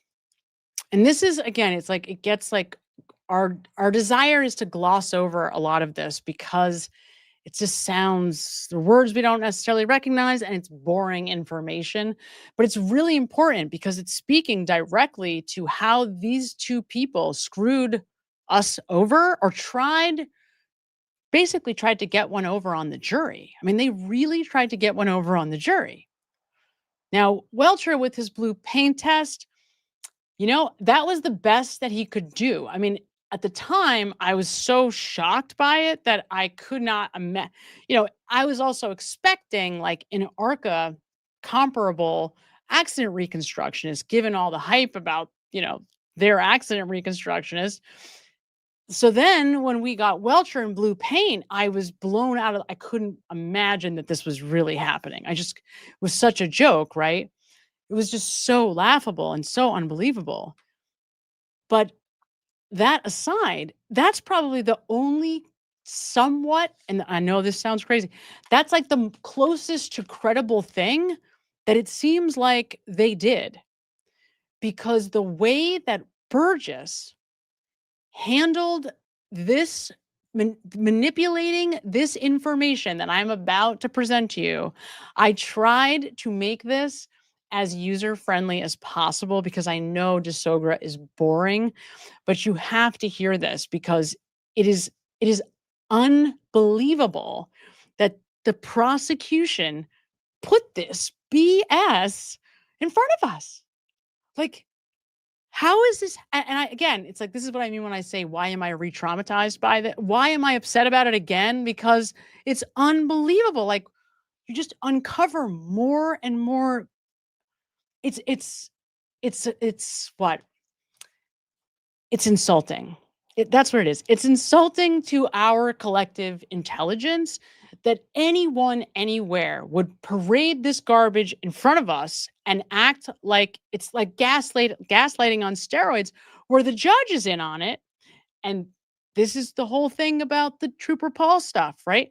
It's not just that they're deliberately trying to keep absolutely critical information away from the jury. It's that the judge is very obviously working with Brennan to make sure that this information doesn't come out. Like bending over backwards. And then it makes you think, like, what are they like? I'm thinking about the Adelsons. What are they like WhatsApping? Like, how is the judge, like, are they winking at each other? Maybe they are winking at each other, but how are they communicating this? Because it's so obvious that the judge is clearly, like, she's ready. And look, during the Lally case, there would be moments where clearly Lally wasn't paying attention and the judge would basically like, hey, are you gonna say anything? Hello, are you gonna object?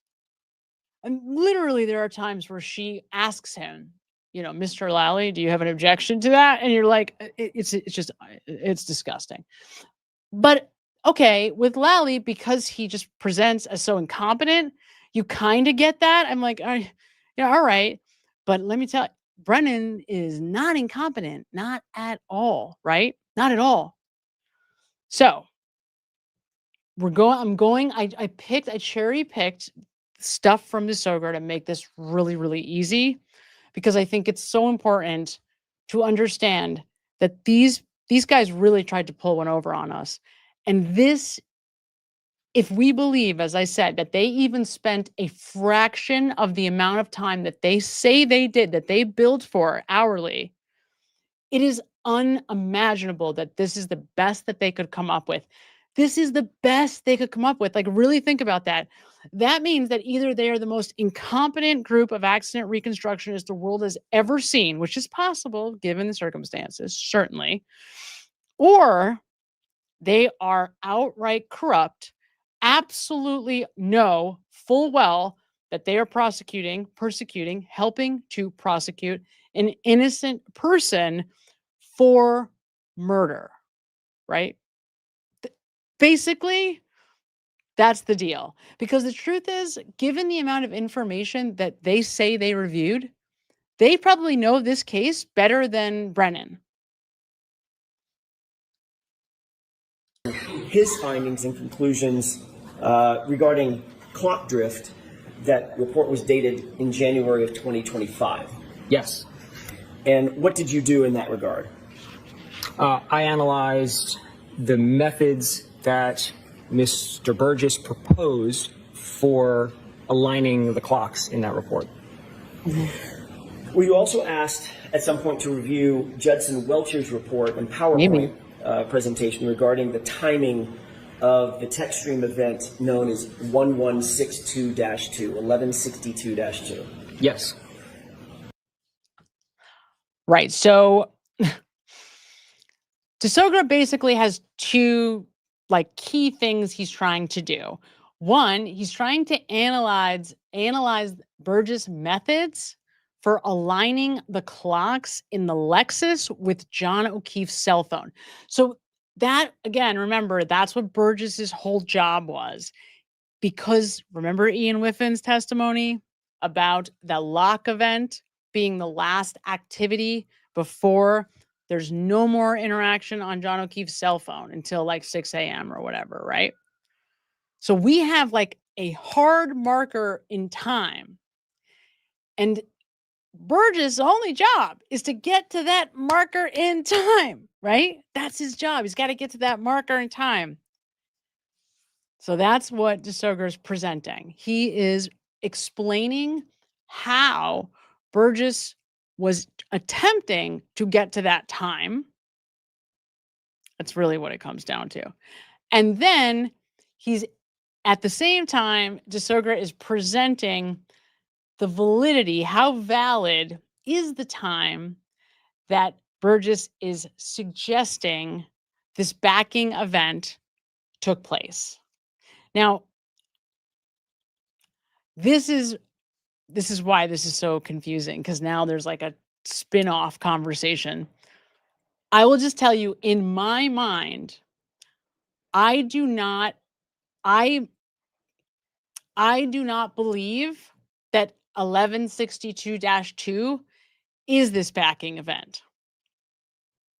So that's a whole nother discussion, and that's the problem with Trooper Paul. That's the thing where the Trooper Paul testimony comes in. Because remember, Trooper Paul told us that he starts his testing with the Lexus at key cycle, which is 1162 is a key cycle, at key cycle 1164. And so what Alessi is trying to bring out when he does his cross-examination of Burgess is that very fact. He is trying to expose that key cycle 1164 is where, that's at the Welcher cross-examination, not Burgess, Welcher cross-examination. When Alessi is cross-examining Welcher, he's trying to bring out that Trooper Paul said in his report, he starts his testing at key cycle 1164. Now, here's the thing. Do the math. If Trooper Paul has the car at key cycle 1164, how is it possible that Karen Reed has the car in front of 34 Fairview at key cycle 1162. So that's the problem that the defense is trying to highlight, and that the judge and Hank Brennan are going to their grave trying to keep away from the jury. Like they're like playing like, block and tackle together to try to keep that information from coming out of Bob Alessi's mouth. Okay. So, and that's what makes this whole thing even more absurd, because while they are finding ways to align these clocks, and that's what we're going to hear about. We're hearing about clock alignment. Okay. But the truth is, how do we know that that's even possible? Right? Like how could it be possible? So, oh, that's great. Yes. Lisa Newman sends $10 and says, I am a forensic accountant. I'm going through the Commonwealth receipts. Happy to share my report when I have. Scrub the expenses. Oh, definitely do. And yes, Aperture is so sus. Oh, definitely send Lisa. That would be amazing. I'd be so appreciative of that, because yeah, there's a lot of good stuff in there. And just in my preliminary examination, I could see the lying. I mean, just the egregious lies that came out as a result. I mean, like perjury, like they were perjuring themselves during the trial. And now we know that because of these receipts. It's wild. It's really wild. It's like they got caught basically with these receipts. Did you determine whether Dr. Welcher had based his report on Shannon Burgess's analysis? Yes. Before we get into that, I want to ask you a couple of questions about Techstream events, so we're all talking sort of with the same vocabulary if we could. Right, and just to be clear, right, Toyota Techstream. It's just Techstream. So this is from Toyota Techstream data. You can see the screens here. There's generally two types of files, what's called a vehicle control history and a PCS file. The Techstream system was originally designed, according to Toyota, for maintenance issues. It seemed to come about around the same time Toyota was having problems with sudden accelerations or allegations of sudden accelerations. So the Techstream data or vehicle control history will give you information when there's, for example, excessive acceleration or rapid shifting of the vehicles or rapid steering of the steering wheel. So the statements are that that's designed to help the maintenance people, if you come in with a problem with your vehicle, to diagnose what that problem is. It has a lot of utility in accident reconstruction, because if you jam on the brakes before a crash, frequently the Techstream data will record the crash. So, Josie, I want to just comment on this, right? Every law tuber has said it's extremely uncommon for the prosecution to hire a jury consultant.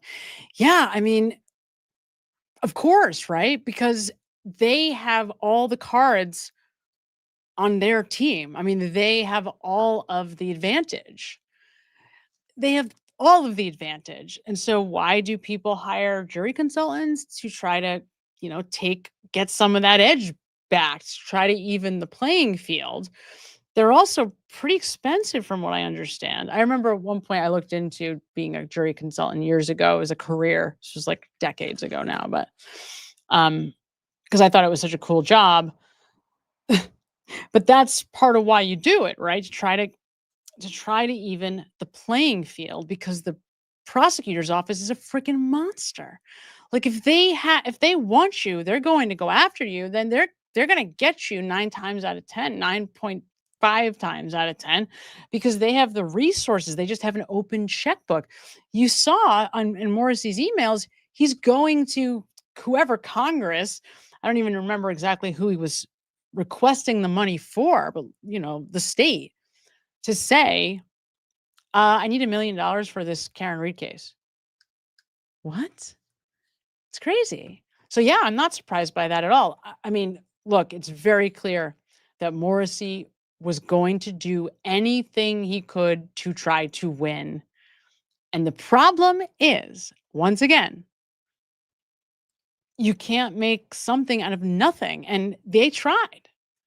I mean, these guys tried, but that's the thing. I mean, they pulled it was so shady. What they did is, like, to me, it's like, When I say did you know? Did Judd Welcher know this was going to shred his credibility? You know what I mean? Does Shannon Burgess realize his life as a expert in the world is just over? I don't know. I mean, maybe I'm being exaggerative because I know too much, but they have no credibility at all. Techstream event. None. Right. So, and here's the thing.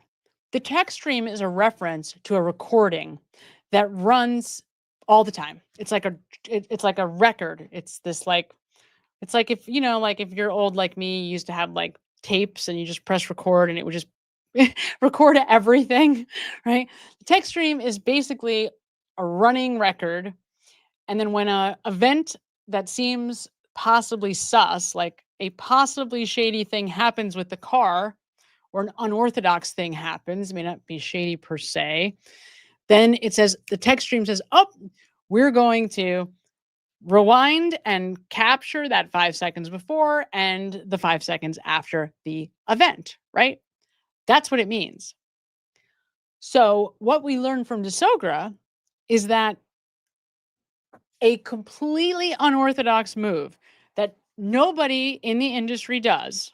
Okay, so nobody in their little world are, I don't know exactly, using, the vehicle data information to try to reconstruct accidents, I guess. Nobody uses the end of this recording as the time of the event. But nonetheless, that's what Welcher and Burgess do. So the first shady thing they do is use the recording event time, the end of the recording, instead of the Techstream trigger time. So in other words, traditionally in their world, you would just use the event time. So you wouldn't use the 5 seconds before or the 5 seconds after. You would just use the time of the event, right?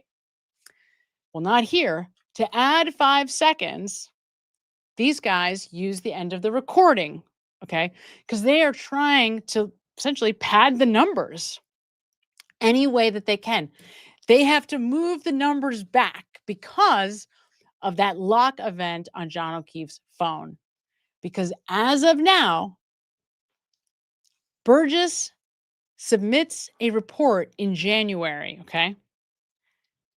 And every single number that he comes up with, every single number, suggests that John O'Keefe is still walking around using his phone after the backing event. Okay. So I know those words altogether can sound like a lot, but the bottom line is they paid $650,000 for Burgess to write a report in January. When Ian Whiffen wrote his report, it essentially eliminated the possibility that John O'Keefe was backed into by Karen's Lexus because he's still up and walking after the time that these guys suggest that backing event happened. Every number that he comes up with, okay? So that's why this is why they started with DeSogra. It's why it was so important, because essentially, again, it's like these guys honestly were testifying for the defense. It's like Burgess was working for the defense. Does a trigger event or does a Techstream event last 5 seconds or 10 seconds? And even though DeSogra is very he tries to walk the middle, he really doesn't spin anything he says. He just tries to be a scientist and be a gentleman. He does a nice job of that, even though Brennan treats him like garbage. he's trying in the nicest way possible to say that, yeah, these guys are padding the numbers anywhere that they can to try to push back this time, this trigger event time, so that it gets to the other side of that lock event on John O'Keefe's phone. Yeah. That's funny, Matt. Matt says, wouldn't it be ironic if that was Jen McCabe, right? Would definitely be something. Trigger is a singular point in time. That's my question. All right, so if we're thinking about a trigger event, it's like that clap, snap, right? It's a point in time, not a series of, not a time span, correct? It's a singular point, correct? When an event is triggered, what we end up with is some data from before the event was triggered and some data from after the event was triggered. The way it does that is it's kind of always recording, and as soon as it sees a trigger, it says, aha, and it goes and it grabs the previous 5 seconds. That number can vary, it can be more or less than 5, but for the specific trigger we're talking about, it grabs the previous 5 seconds of data, and then it keeps recording for an additional 5 seconds, and that completes its recording phase.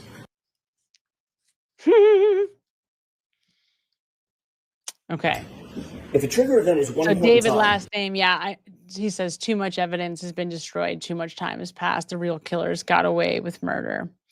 The O'Keefe family is focused on the wrong person.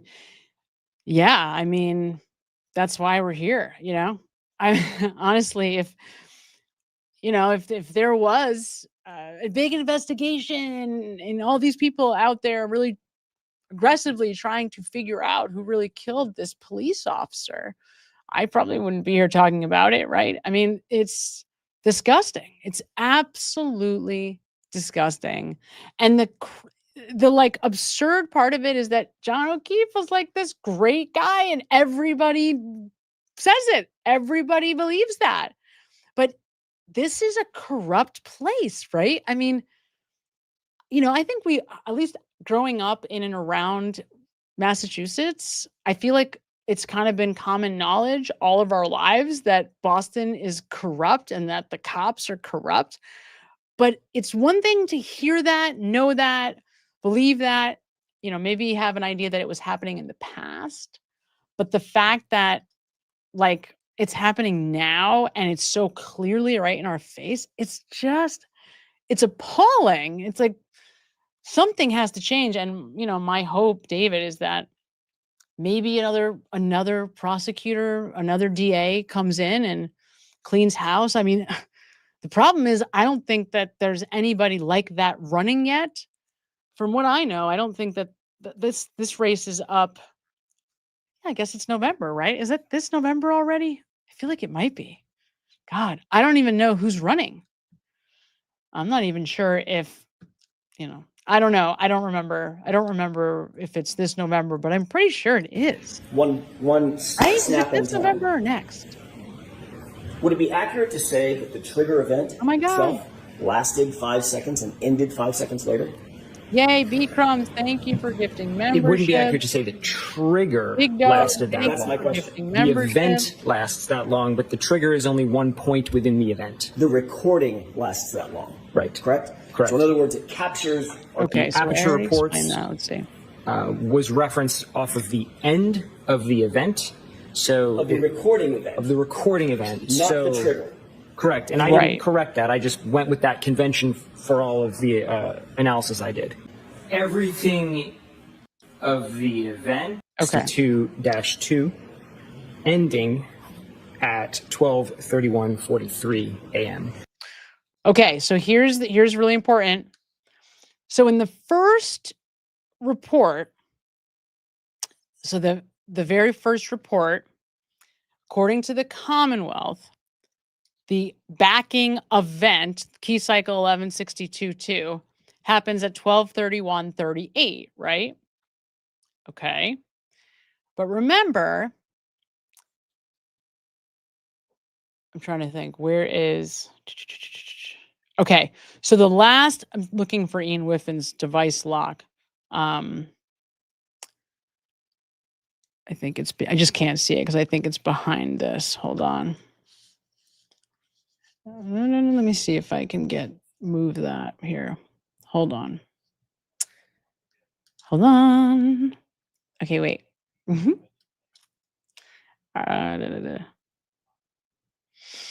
looking for the exact time. Is that end app focus device lock? All right, so 12:32:09 is the device lock time, right? 12:32:09. I always forget the exact. So that's the time that they're trying to get to. And remember, they've already padded it with 5 seconds by making the trigger event happen at the end of a recording event. Okay. So that's one way that they've already fudged the numbers. Dr. Welcher indicated that the trigger event began at 12:31. Somewhere in between. How scary is that idea? How many people are in prison wrongly in Norfolk County? Oh my God. Right? 38, correct? Yeah. I believe. Or how many people had evidence planted? You know, how many people had some horrific, whether they were guilty or not, injustice, right, waged against them? So that would suggest that a trigger event lasts 5 seconds. 12:31:38 to 12:31:43, correct? Objection. Sustained is to firm. What would Yeah, and this is the thing I would really love, and this is what I need. I remember at a certain point, I feel like we were I had been under the impression that Trooper Paul made a mistake and that his testing did not start at key cycle 1164, but that it started at 1167. But then, you know what happens? Judd Welcher verifies that the car was in the custody of the Massachusetts State Police at key cycle 1164. That is how we learn that Trooper Paul did not make a mistake, but no, the mileage on the car at key cycle 1164 is the same at key cycle 1167. So the way that he frames it makes me think that the end mileage, okay, so think of it this way. The mileage at the end of that key cycle is the mileage at the end of key cycle 1164. I'm just thinking about this out loud, is the same odometer reading, and I don't remember it off the top of my head, that key cycle 1167 starts at. So key cycle 1164 would represent when the car was driven, into the Sallyport? If I guess it depends on, theoretically, assuming that we have seen with our eyes every time Karen Reed's car moves, going back in time, although I think that's very questionable. I think there might be another cycle in there, key cycle in there.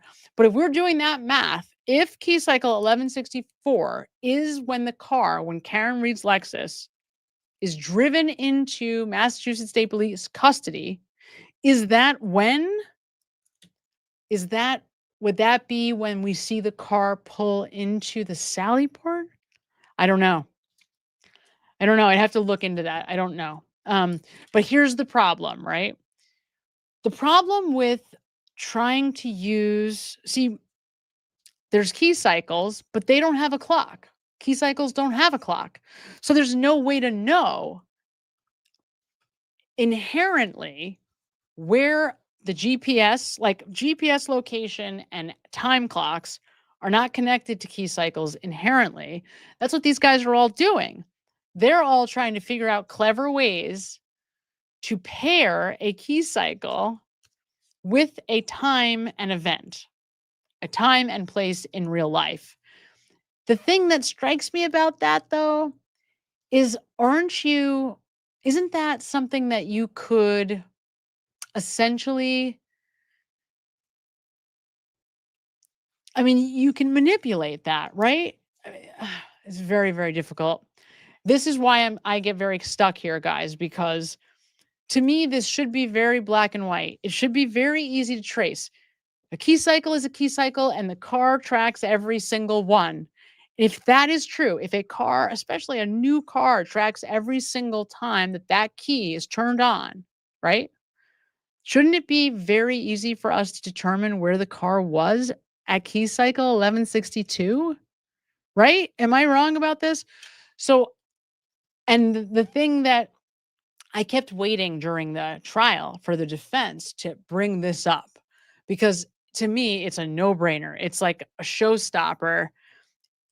If the car counts every time the key is turned on, this is a no-brainer. Karen Reed is not driving the Lexus at key cycle 1162 during this trigger event. Period. Full stop. End of discussion. When the defense tries to go down that road, the judge forbids it, slams it shut. Nope. Okay. So instead, they have to bring in DeSogra to essentially expose that Welcher and Burgess are fabricating or are deliberately padding the numbers, assuming that this 1162 was Karen Reed driving the Lexus. But again, someone has to explain to me how these things can both be true, because in my mind, maybe I just don't know enough. That's the truth. But unless the car doesn't always track a key cycle, like does the car just not always, you know what I mean? It would have to essentially be a broken, something in the car that misfires. For both of these things to be true, something would have to be wrong. So this is where we need a person who really knows the Toyota Techstream data. That's really what we need. We need an expert in Toyota Techstream. So be the effect. Someone who works with cars, definitely, ask them about it. Talk to them about it. Hold on, I'm looking at this. What does this say? Scott McGinnis says, fired Trooper Proctor lied about what time Karen Reed's Lexus was towed for. I know. Yeah. Right. So Scott McGinnis is saying that Proctor lied about the time that Karen Reed's car was towed from her parents' house in Dighton from the start, right? I mean, just like he wrote Colin Albert out of his report. So in the same way that he wrote Colin out of the report, he also said that Karen Reed's car was towed from her parents later than it was, so that it looked like there was no way that they could have planted taillight. That's what happened. That's the whole point, right? That was the whole reason for them moving the time of the car. And Scott, you probably already know this, but on the scene, you had Brian Tully insinuating to the CERT team that they were still with the car, that Proctor still had the car.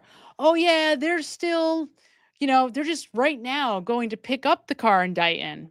So yeah, we're not, we don't have any information yet about the car, because the head of the CERT team is saying, hey, can you give us more information about the taillight? What's the condition of the car? How much taillight are we looking for?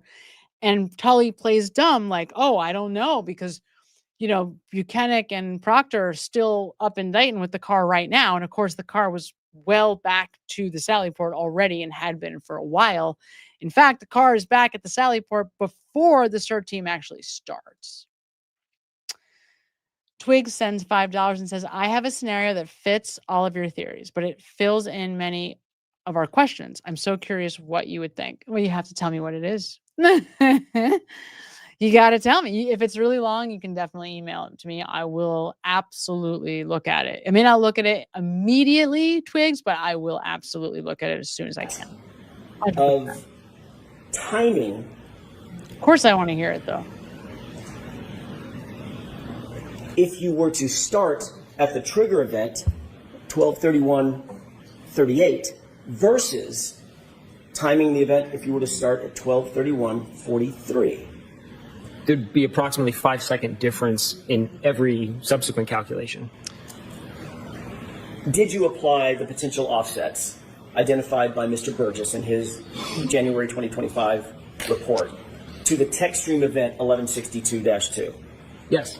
Did you also apply Dr. Welcher's analysis based on that same Shannon Burgess analysis to reach an opinion or a conclusion? Yes. And what was your opinion or conclusion with regard to that event and the timing following that event? Based on all of the data in those two original reports, regardless of what adjustment is made or which 2 points are used to try to correct the clock, the phone lock event always occurs after the end of the event, using their convention of referencing off the end of the event, not the trigger, but it always occurs after. All right, so this is exactly the problem and the reason why in the middle of the trial, Burgess creates a new report. So you might remember this line of questioning because, Burgess is beaten over the head by Bob Alessi about this very thing, right, during the trial, because he submits a new report and he tries to say that he just spontaneously on his own made that decision. Nobody asked him to change his report. And of course, Alessi is insinuating, geez, did you change your report after Ian Whiffen testified and you saw that that lock event was after all the times that you're claiming this trigger event took place? And of course, he swears up and down, Burgess, that no, of course not, which is just a total lie, which I'll show you. And that was based on Shannon Burgess's January 2025 report, correct? Correct.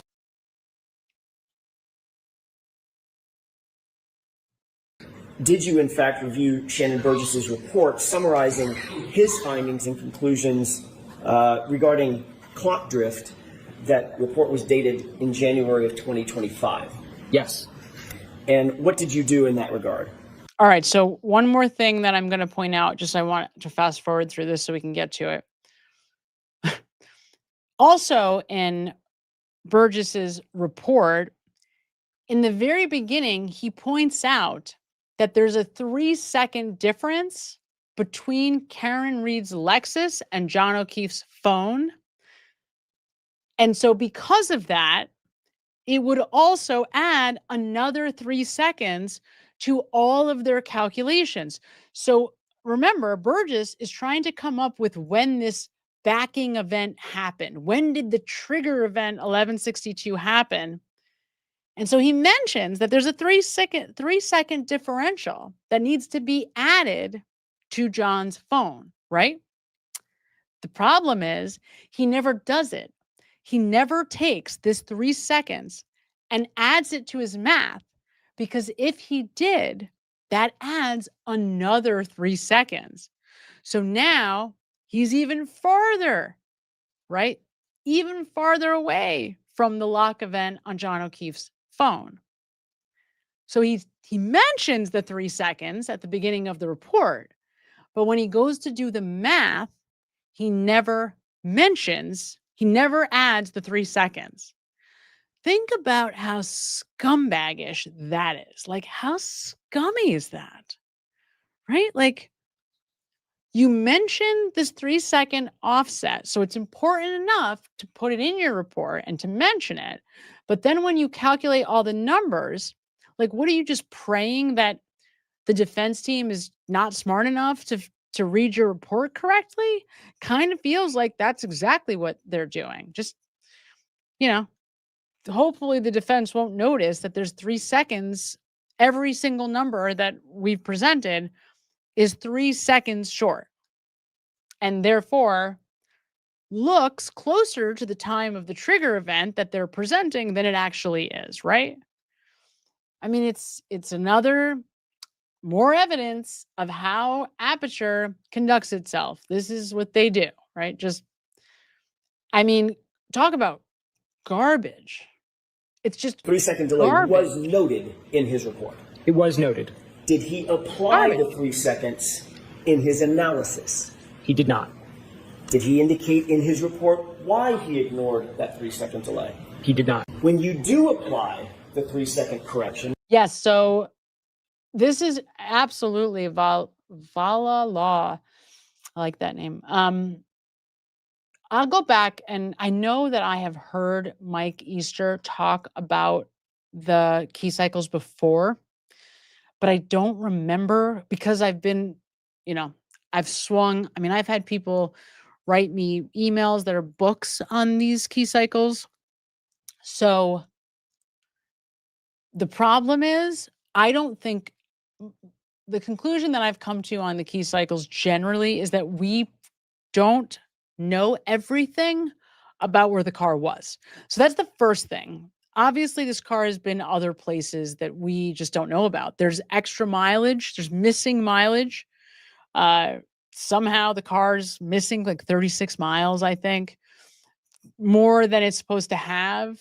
And it's funny that 36 miles appears to be when Proctor and Buchanan had it. Now, that's what it appears. Maybe there's some way that's not true. And the reason why I am saying I'm not telling you that it is true is because I don't know that it is. I'm just speculating based on kind of, the conversations that I've had about this over the last year, because I have been really focused on it, because it doesn't make sense. Something is not right about these key cycles. Something is wrong. What do you come up with?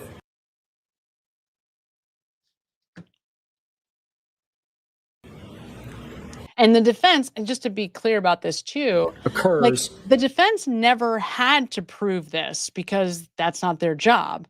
So the defense just had to create reasonable doubt. Wasn't their job to prove the key cycles. They did exactly what they were supposed to do in the first trial. They present this perfectly. It's just that Trooper Paul is so stupid that he doesn't understand what they're saying. Like, he really doesn't. And you can see he just doesn't understand. And so it's confusing the jury. And by the way, guess what words never come out of Hank Brennan's mouth? At least not in any of the testimony that I've heard. Hank Brennan never uses the phrase key cycle. Never. Okay? So Hank Brennan, this is what I mean by clever. Hank Brennan, when he's talking to Burgess, he uses the terminology power on, power off event. Okay? Now, what is a power on, power off event? It's a key cycle. So Brennan finds a way to dance around. This is another way that he's insulating himself from Trooper Paul's report. Literally, by just refusing to use the word key cycle, the phrase. Won't put the two words together, but he's using 1162. That's the number is stayed, but instead of saying key cycle 1162, he says power on, power off event, or trigger event. If he's talking to Welcher, it's a trigger event. If he's talking to Burgess, it's power on, power off event. That is how scumbag these people are. It's scumbag. Like this is the prosecutor. It's like, this would be one thing if it was a defense attorney, we might all be saying, wow, that's pretty clever, right? But it's the prosecutor. Like, what? It's crazy. That's kind of what I think. This is what I think too. I agree with this, that it was most likely somehow tampered with by the Massachusetts State Police. That is really, again, there's miles missing, and it very likely could be that these key cycles are actually when the state police had possession of the car before the testing starts. That is my suspicion. And actually, Karen Reed, all of those that we see on video, those are probably earlier, the key cycles that were earlier. The miles are published. Yes, I see John Hines asking about the miles. They are published. I have them. I'm trying to figure out how do I get them to you. They're in the trial footage. So we actually have the odometer reading.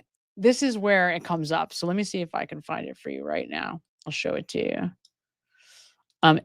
It's Welcher on direct with, it's great because it's on direct with Brennan that Welcher drops it.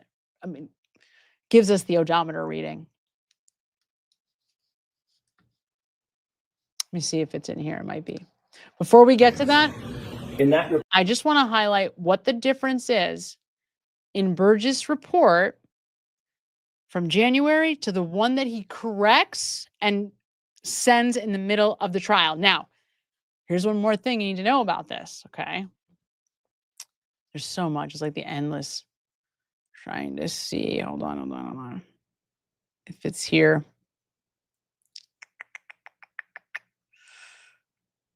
Okay. So, no.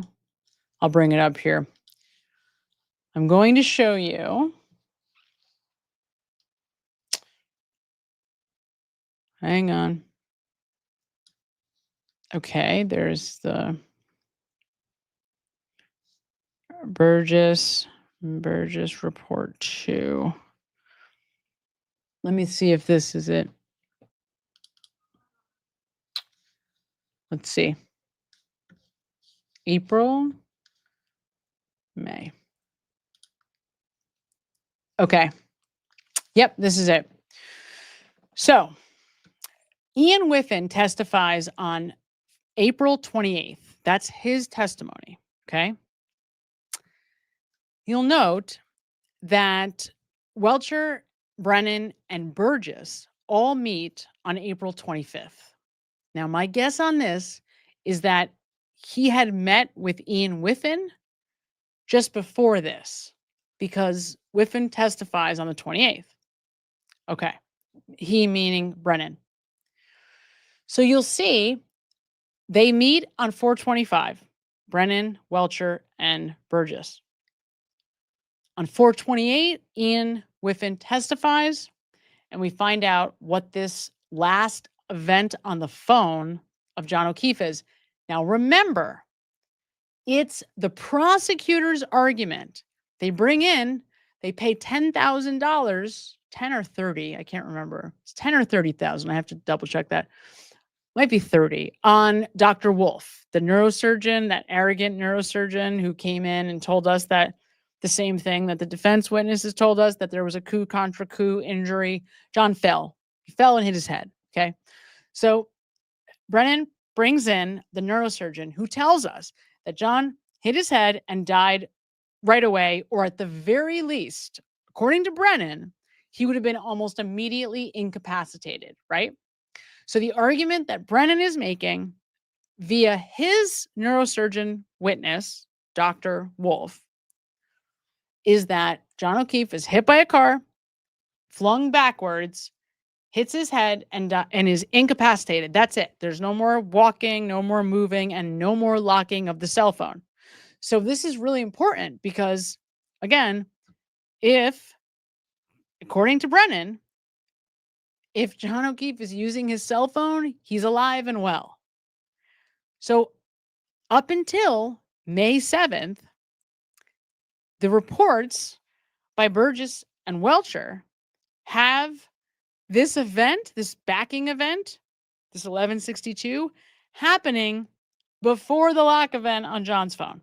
Okay, so 100% of the way, Ian Whiffen comes up, says this is the time of this lock event, and they can only pad the numbers so much. And that's with the padding, even with like the 8 to 10 seconds of padding that Aperture is giving itself to try to get this number over the finish line. It's still not at this Ian Whiffen lock event number. So guess what happens? 428, Ian Whiffen testifies. And guess who on 429 goes and writes his supplemental report? So the day after Ian Whiffen testifies, he spends 8 hours at $3.65 an hour for 8 hours writing a new report. Okay. Then he does even more with the new report on 5/7. So April 7th, updates the report, spends 5 hours on it. And this is the interesting thing. This is another interesting thing. Every other time that these guys meet with Brennan, it says meeting with Mr. Brennan. On May 7th, it says meeting with attorney and Judd Welcher. Okay. So when I first saw that, I thought, oh, maybe like they were meeting with their attorney, like Welcher and Burgess are meeting with their attorney for some reason. But then I realized 5/7 is when he submits the report, right? So on May 7th is when he turns over to Brennan the new report. And then he tells us on the stand, he tells Alessi, he just spontaneously decided, because he was responding to something that DeSogra said in a March report, that he was going to update and create a supplemental report. He also refuses to admit that he's made changes on this report. Okay, so he's arguing that it's not a change to my first report, it's an addendum, it's an addition. I'm adding stuff, I'm not changing anything. Okay. Yeah. So it turns out meeting with attorney and Judd Welcher is an intentional effort to hide that they are meeting with Brennan, right? Because we know he met with him on that day because he had to in order to turn over the new report, right? The report that he's saying was not requested from him. He did it on his own, but it wasn't. Hank Brennan did not call Burgess and say, oh, we've got a problem, you need to change your report. Okay, that's what Alessi's trying to get him to say. So here we have evidence that what inspired them, as obvious as it was to all of us anyway, now we actually have documented evidence that they were inspired to change their report after they saw Ian Whiffen's testimony. Right? Duh. The problem that they have, though, is that so now Burgess goes back, and we're going to hear from DeSogra how he does it.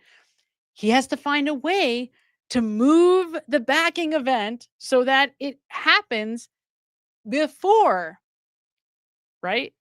That event, the lock on the phone has to happen before the backing event. Otherwise, John O'Keefe is still moving around after this car is backed up, right? And that goes against Brennan's theory. So Burgess does anything he can to try to move this event. And this is what we're going to hear, how he did it. So what did he do to come up with how he was going to move this time so that it aligns with Ian Whiffen's time?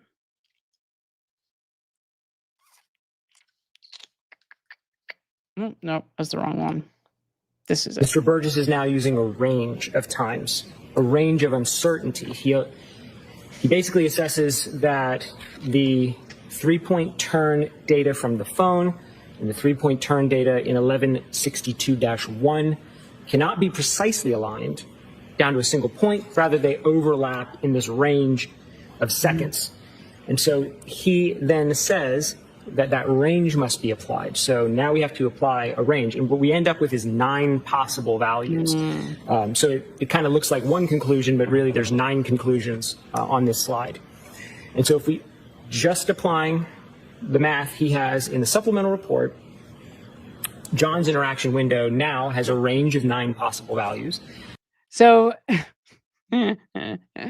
so I guess the way that Burgess and Welcher decide that they're going to try to get around this inconvenient time that they have a problem with, they just decide to say, oh, screw it. We'll just give them a range now.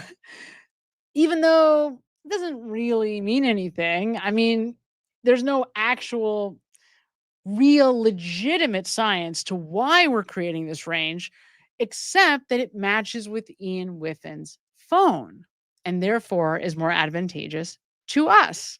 Great. Brilliant. And that range spans from +5 now to -3. So we have 5 positive values. We have 1 value that's 0, and the 0 would mean it's simultaneous.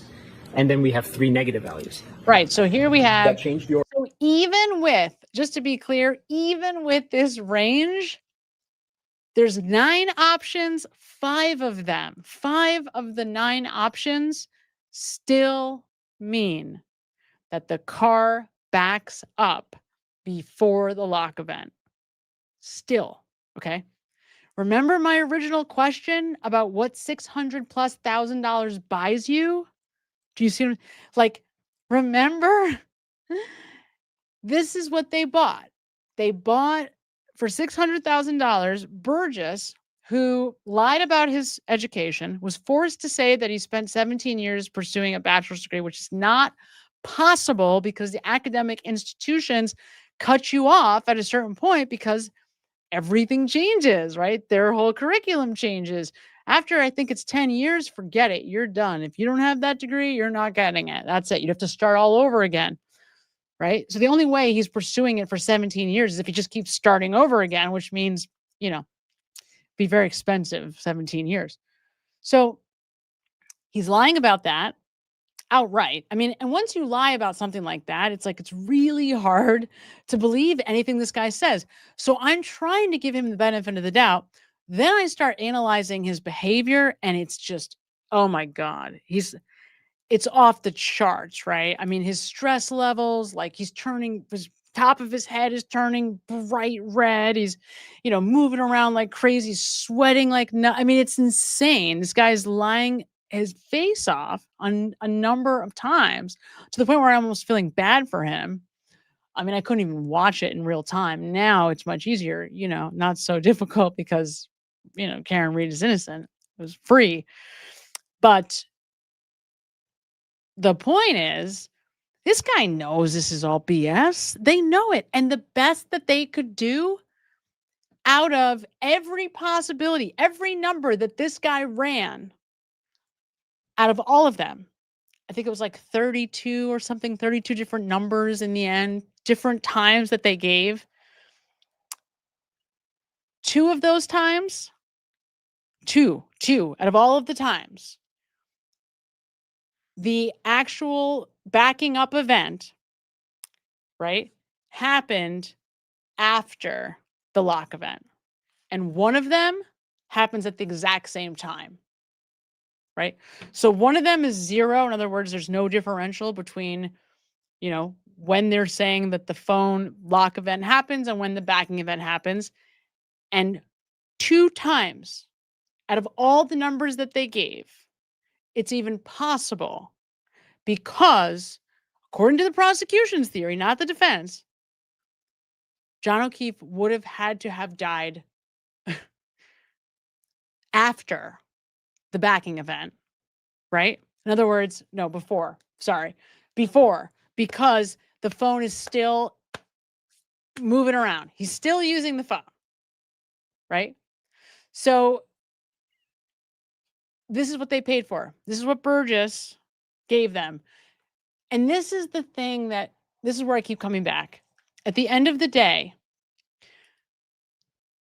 the prosecutors in this case, Hank Brennan, presented a defense case, right? Basically, what they presented through their accident reconstruction team is that there is at least a possibility, like maybe it's a 10% chance that this is what happened, but it's possible. See, here's the world where it's possible.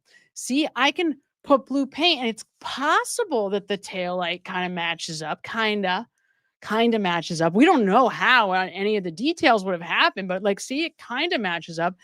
And see, there's at least a world where if we manipulate the data, it's possible that the backing event could have happened after the lock event on his phone. See, it's possible. So it's a reasonable doubt argument for a defense, right? A defendant, not for the prosecutor who has a much higher bar to bear, right? It's possible isn't good enough, right? Your standard is beyond a reasonable doubt, which is essentially as close to any and all doubt as you can get, right? Because you're about to throw somebody's life away. It's nuts. This is the best that they could do. This is what makes me think they had to have known that she was innocent. They had to have known because they had to. In other words, if you, as the accident reconstructionist, these guys were paid big money to spend what looks to be like night and day. Maybe that's a lie, but months. I mean, they're working on Christmas Eve. They're working, according to them, on New Year's Day, New Year's Eve. Like, they're working around the clock. And ultimately, the best that they could do was create a small possibility that maybe it's like remote possibility that John could have gotten hit by a car. That's essentially what they presented. The possibility. Like, in other words, it's not completely implausible on any level. But here's the thing about that. When you listen to Arca basically said, no, actually, you're wrong. It's totally implausible. There's no way that, for example, there's no physical way in the world that based on the argument that the prosecutors are putting forward, that John O'Keefe's body could be where it was found with taillight in the clothing. Like, that couldn't have happened, right? You see what I'm saying? So again, if these guys, this was the best argument that they could come up with for Karen Read is guilty, then what does that say? That says that they absolutely must have, if they watched Tristan Morris, Caitlin Morris, if they watched all this testimony, listened to all of these, interviews, were in the telematics soup to nuts, right? And can understand it and absolutely understand it. Allegedly, that's their job. I would hope so. God, otherwise, what the hell is Shannon Burgess doing? Right?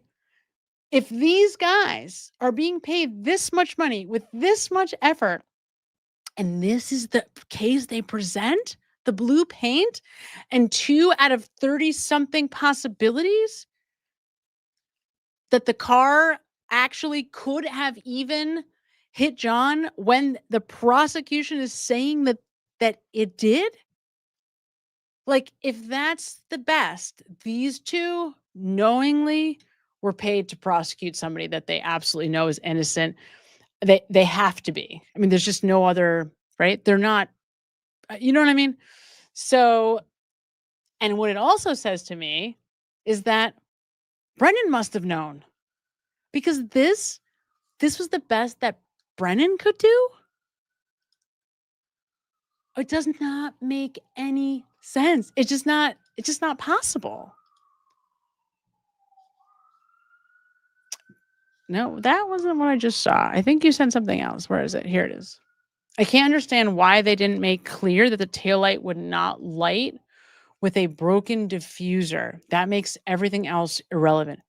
I can't understand why the defense didn't make clear that the taillight would not light.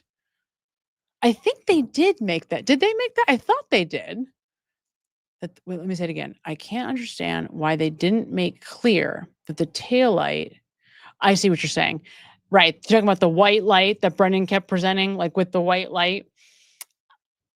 I feel like Jackson tried to bring that up. And if you listen carefully to Dr. Wolf's testimony, he did. You're right, though. He talks about the diffusers, but I'm not sure that he talks about no light versus white light. I think you might be right about that. I don't remember that. Like that came up because of Be in Trouble 31 in my mind. That's how I knew about the light, because he had done all that experimentation with the actual Lexus taillight, which they're not cheap. So it's like a very specific knowledge, skill set, ability, and then you have to pay for the taillight. So it was really awesome that he was willing and able to do it.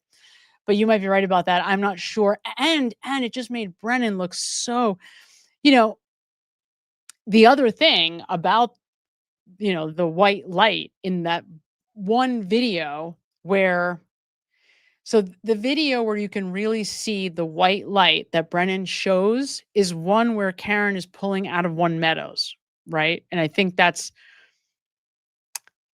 with Jen McCabe and Carrie Roberts, if I'm not mistaken, right? Where the Lexus is leaving One Meadows with everybody, right? Is that right? I think that's right. Am I right about that? No, because Karen's Lexus stays there that time. So I can't think of which time. You guys will know. Which time are they leaving One Meadows when we see the tail light, the shot of the tail light pretty clearly that Brennan was showing with the white light? That was clearly a video that had been doctored. And this is the thing, right? Okay, so it was when she leaves to find John. So it was, okay, so it was like 5 a.m, right? When she leaves to go to Jen's is when that happened. Right, exactly, yes. So that's when she leaves to go to Jen's. And yeah, I mean, you think he knows? Like, does he know? Does Hank Brennan know that video is not legit? That there's, I mean, it can't, again, this is Twigs, another example. Like, it can't be, because we know, you and I know, that if the diffusers were broke, right, that there would be no light at all, not white light.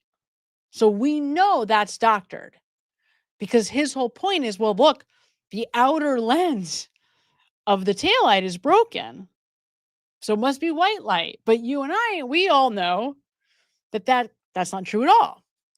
So what's the only possibility then in that video? Well, it has to be. It has to be doctored. But it's not even hard to see it. Like, that's the thing. It's not even hard to see that it's doctored. That's the crazy part.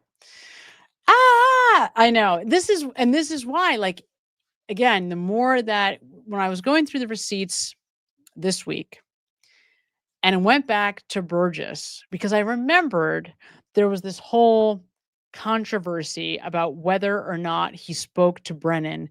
Eventually, I think Burgess folds and he essentially admits that he does speak to Brennan. I didn't capture that here because it's not that important for our purposes here. The important thing here was that the day after Ian Whiffen testified, that's when he goes and changes the report, which makes sense. That was what we were all saying at the time. But the fact that we actually see it, the fact that it's like they're in writing, and then that he's also trying to hide that he's meeting with Brennan. The only time that he writes the word attorney instead of Mr. Brennan is when, on the one day that he's, he realizes that what he's doing is shady. He's not supposed to be delivering a report in the middle of the trial. Like, it's nuts. It's just nuts. And again, it just couldn't be more clear that these guys, if they put this much time and effort, we've all done it, right? Think about the amount of time that we've all spent on this case, whether it's, you were watching all the trial testimony or now after the fact. Could you imagine, like, these guys this is what they're being paid $600,000 to do. You don't think that they know that Karen Reed didn't do this? So this guy, this Burgess, this guy is essentially not only perjuring himself right now, I mean, actually lying outright about when he spoke to Brennan or when he didn't, or why he changed his testimony. That's an outright lie, a bold-faced lie. He changed his testimony to match Ian Whiffen's. numbers, right? But it doesn't even matter anyway, because the numbers were already padded. They already were irrelevant. They already don't have any meaning. Like, so it doesn't even matter. And that's the point. Like, this is the best they had. And, you know, during the trial, I saw that and I kind of assumed that it was incompetence again, because I guess I just made that assumption all the time. But the reality is, this isn't incompetence. Judd Welcher is not a dum-dum. I mean, he's not a stupid guy. If they had spent this much time on this case, they were digging. I mean, he flew out, right? He was actually at 34 Fairview Road. I have no idea why, but he was. There's no need for him to be there, but he showed up. He probably showed up and went, "Oh my God, there was no car accident here," right? Oh, it's so bad. Yes, you know, and I actually, I have to tell you, I was going to try to tackle Welcher's take on whether or not Karen's Lexus backs and brakes on John O'Keefe's car. I was going to try to tackle that because I remembered at the time, I don't remember the details, but I remember that it seemed pretty shady what he was saying.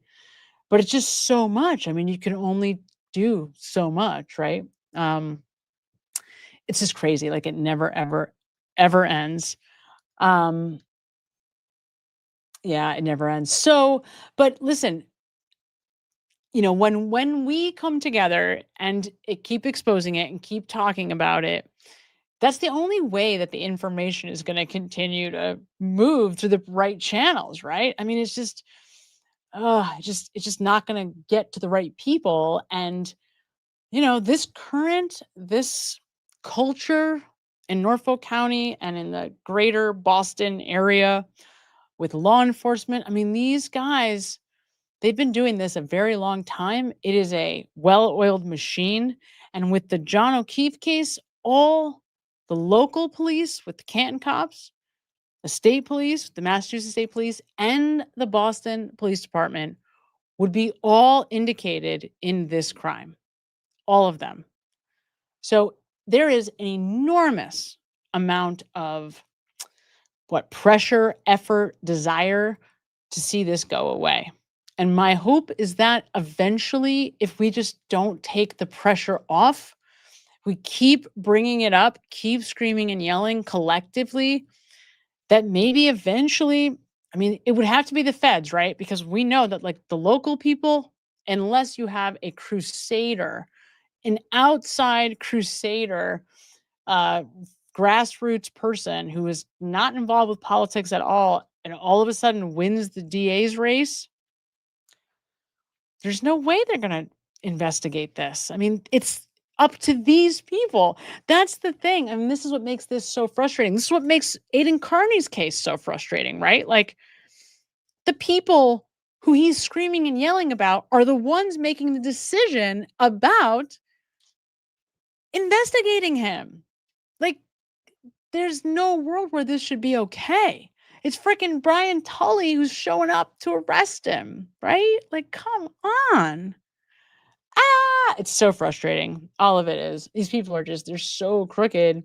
And, you know, the part that breaks me over and over again is how entitled to it they all seem, right? Like, they all seem so entitled to it. Like, they just, like, what do you, like, how dare you point out how horrible and corrupt we are? It is so frustrating. It's so frustrating. So, so what time is it? All right. 12:43. I know I have to get up and take my daughter to school. School is back for the kids, which is like torture. It's the worst. I hate having to get up at 6:30 in the morning. It's the worst. But yes, somebody's saying Brian Tully is a textbook sociopath. He's the worst. Oh God.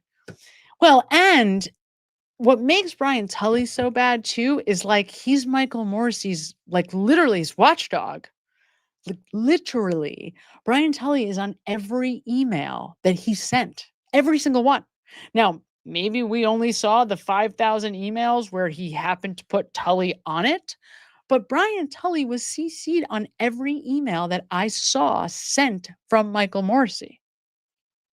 That means Brian Tully is like, that's like his right arm. And by the way, it also means that if Brian Tully is planting evidence, what do you think the odds are that Morrissey knows about it, right? It's crazy. I see that, Danny. I see that. Yes, New York City, we are back in school. Well, my daughter, middle school, she's back in school last Thursday. This is the first full week. I know New York City, they also go to school through June. They're actually in school. Like most kids are already a week into camp, and that's when we're like dodging school to go to camp. So it's crazy. All right, you guys. I want to get to Julie Nagel. There's no way we're going to dive into this tonight. It's just way too late and it's going to be way too much. So maybe what I'll do is I'll start with a video and then maybe we can finish it off next week because I want to get back to Jen McCabe too. And I feel like something always comes up. And maybe, I forget, I didn't write it down. Remind me who the person was that was doing the, oh wait, I'd say it's here. I was going to say, Lisa, if you do end up completing your receipts report, definitely email it to me. That would be awesome. We could even go through it all together. So that would be a fun thing to do. It's endless. Like there's so much, like I said, even just with the Aperture stuff alone. And I only did like, when I tell you a preliminary scan, I didn't even do the deep dive in. I was just like superficial level, pairing it with what I knew that was controversial about Welcher and Burgess. I wasn't even like deep digging. But there's a lot of different ways that you can. I mean, I was thinking about it. I was like, oh my God, there's all these different ways that we can deep dive in. So yeah, it never ends. And then when I was listening to Alan Jackson on the Howie Carr show, he said something like, you know, he was talking about the different things that are coming up for Karen Reed and all the ways that they're going to look to get justice, and get justice for John. Also, all I could think was, man, if we get our hands on the sidebars and on all this discovery and on the text messages that Aidan has about Jen McCabe and Allie McCabe, I mean, can you imagine? That's like the one thing about the civil case that is just going to be glorious, is that we're going to have all this information that we were not allowed to get because Judge Bev, the queen so-called judge, kept it from us, kept it all from us, kept it out of the public eye. So, you know, someday we're going to have all of that information. And it's amazing how more information, even like these small little pieces of the puzzle, sometimes it's like it really changes everything, right? So with that, everybody, thank you so much, everyone, for being here tonight, for supporting me and the channel. It's just so much fun. It's so much fun to get to hang out with all of you guys and talk shop, right? Because, you know, this is what I'd be doing anyway, whether I was talking to you or not. This is still what I would be doing. So it's better to do it all together. That's for sure. And be on the lookout for the next few days. Be on the lookout for when we're gonna have our live call. That is something I'm really looking forward to. So I'm gonna release the date for the September call in the next 2 days. Be on the lookout for that. We're gonna be doing it a different way. We were doing Zoom last time. That was a terrible, awful fail. And also, you can email me if you want to participate in the call. You don't have to email me if you want to participate, but if you do want to partake and actually be on a call, phone call, not a video call, and you have an idea of what you want to talk about, Twigs, if you want to, I think you're probably ready to do this for sure. So if you know what you want to talk about, send me an email. In the subject line, just say live call, so I know that that's the topic, or topic for live, something where I can see that's what you're referencing, and let me know what you want to talk about so that, you know, we have some kind of heads up basic plan. Like, you know, I'm sure we'll only end up following it loosely, but this way, you know, we can start things off having a sense of who wants to be on the call literally and what you want to talk about. Okay, I think that's it for that. Everybody enjoy the rest of your night tonight or morning if you are on the other side of the world, as I saw some of you are. Thank you all so much for being here, and I will definitely see you here again next week, and be on the lookout for when our next actual live call, like phone call, will be. Thanks, you guys. Everybody have a beautiful rest of your night. Thank you. Goodbye.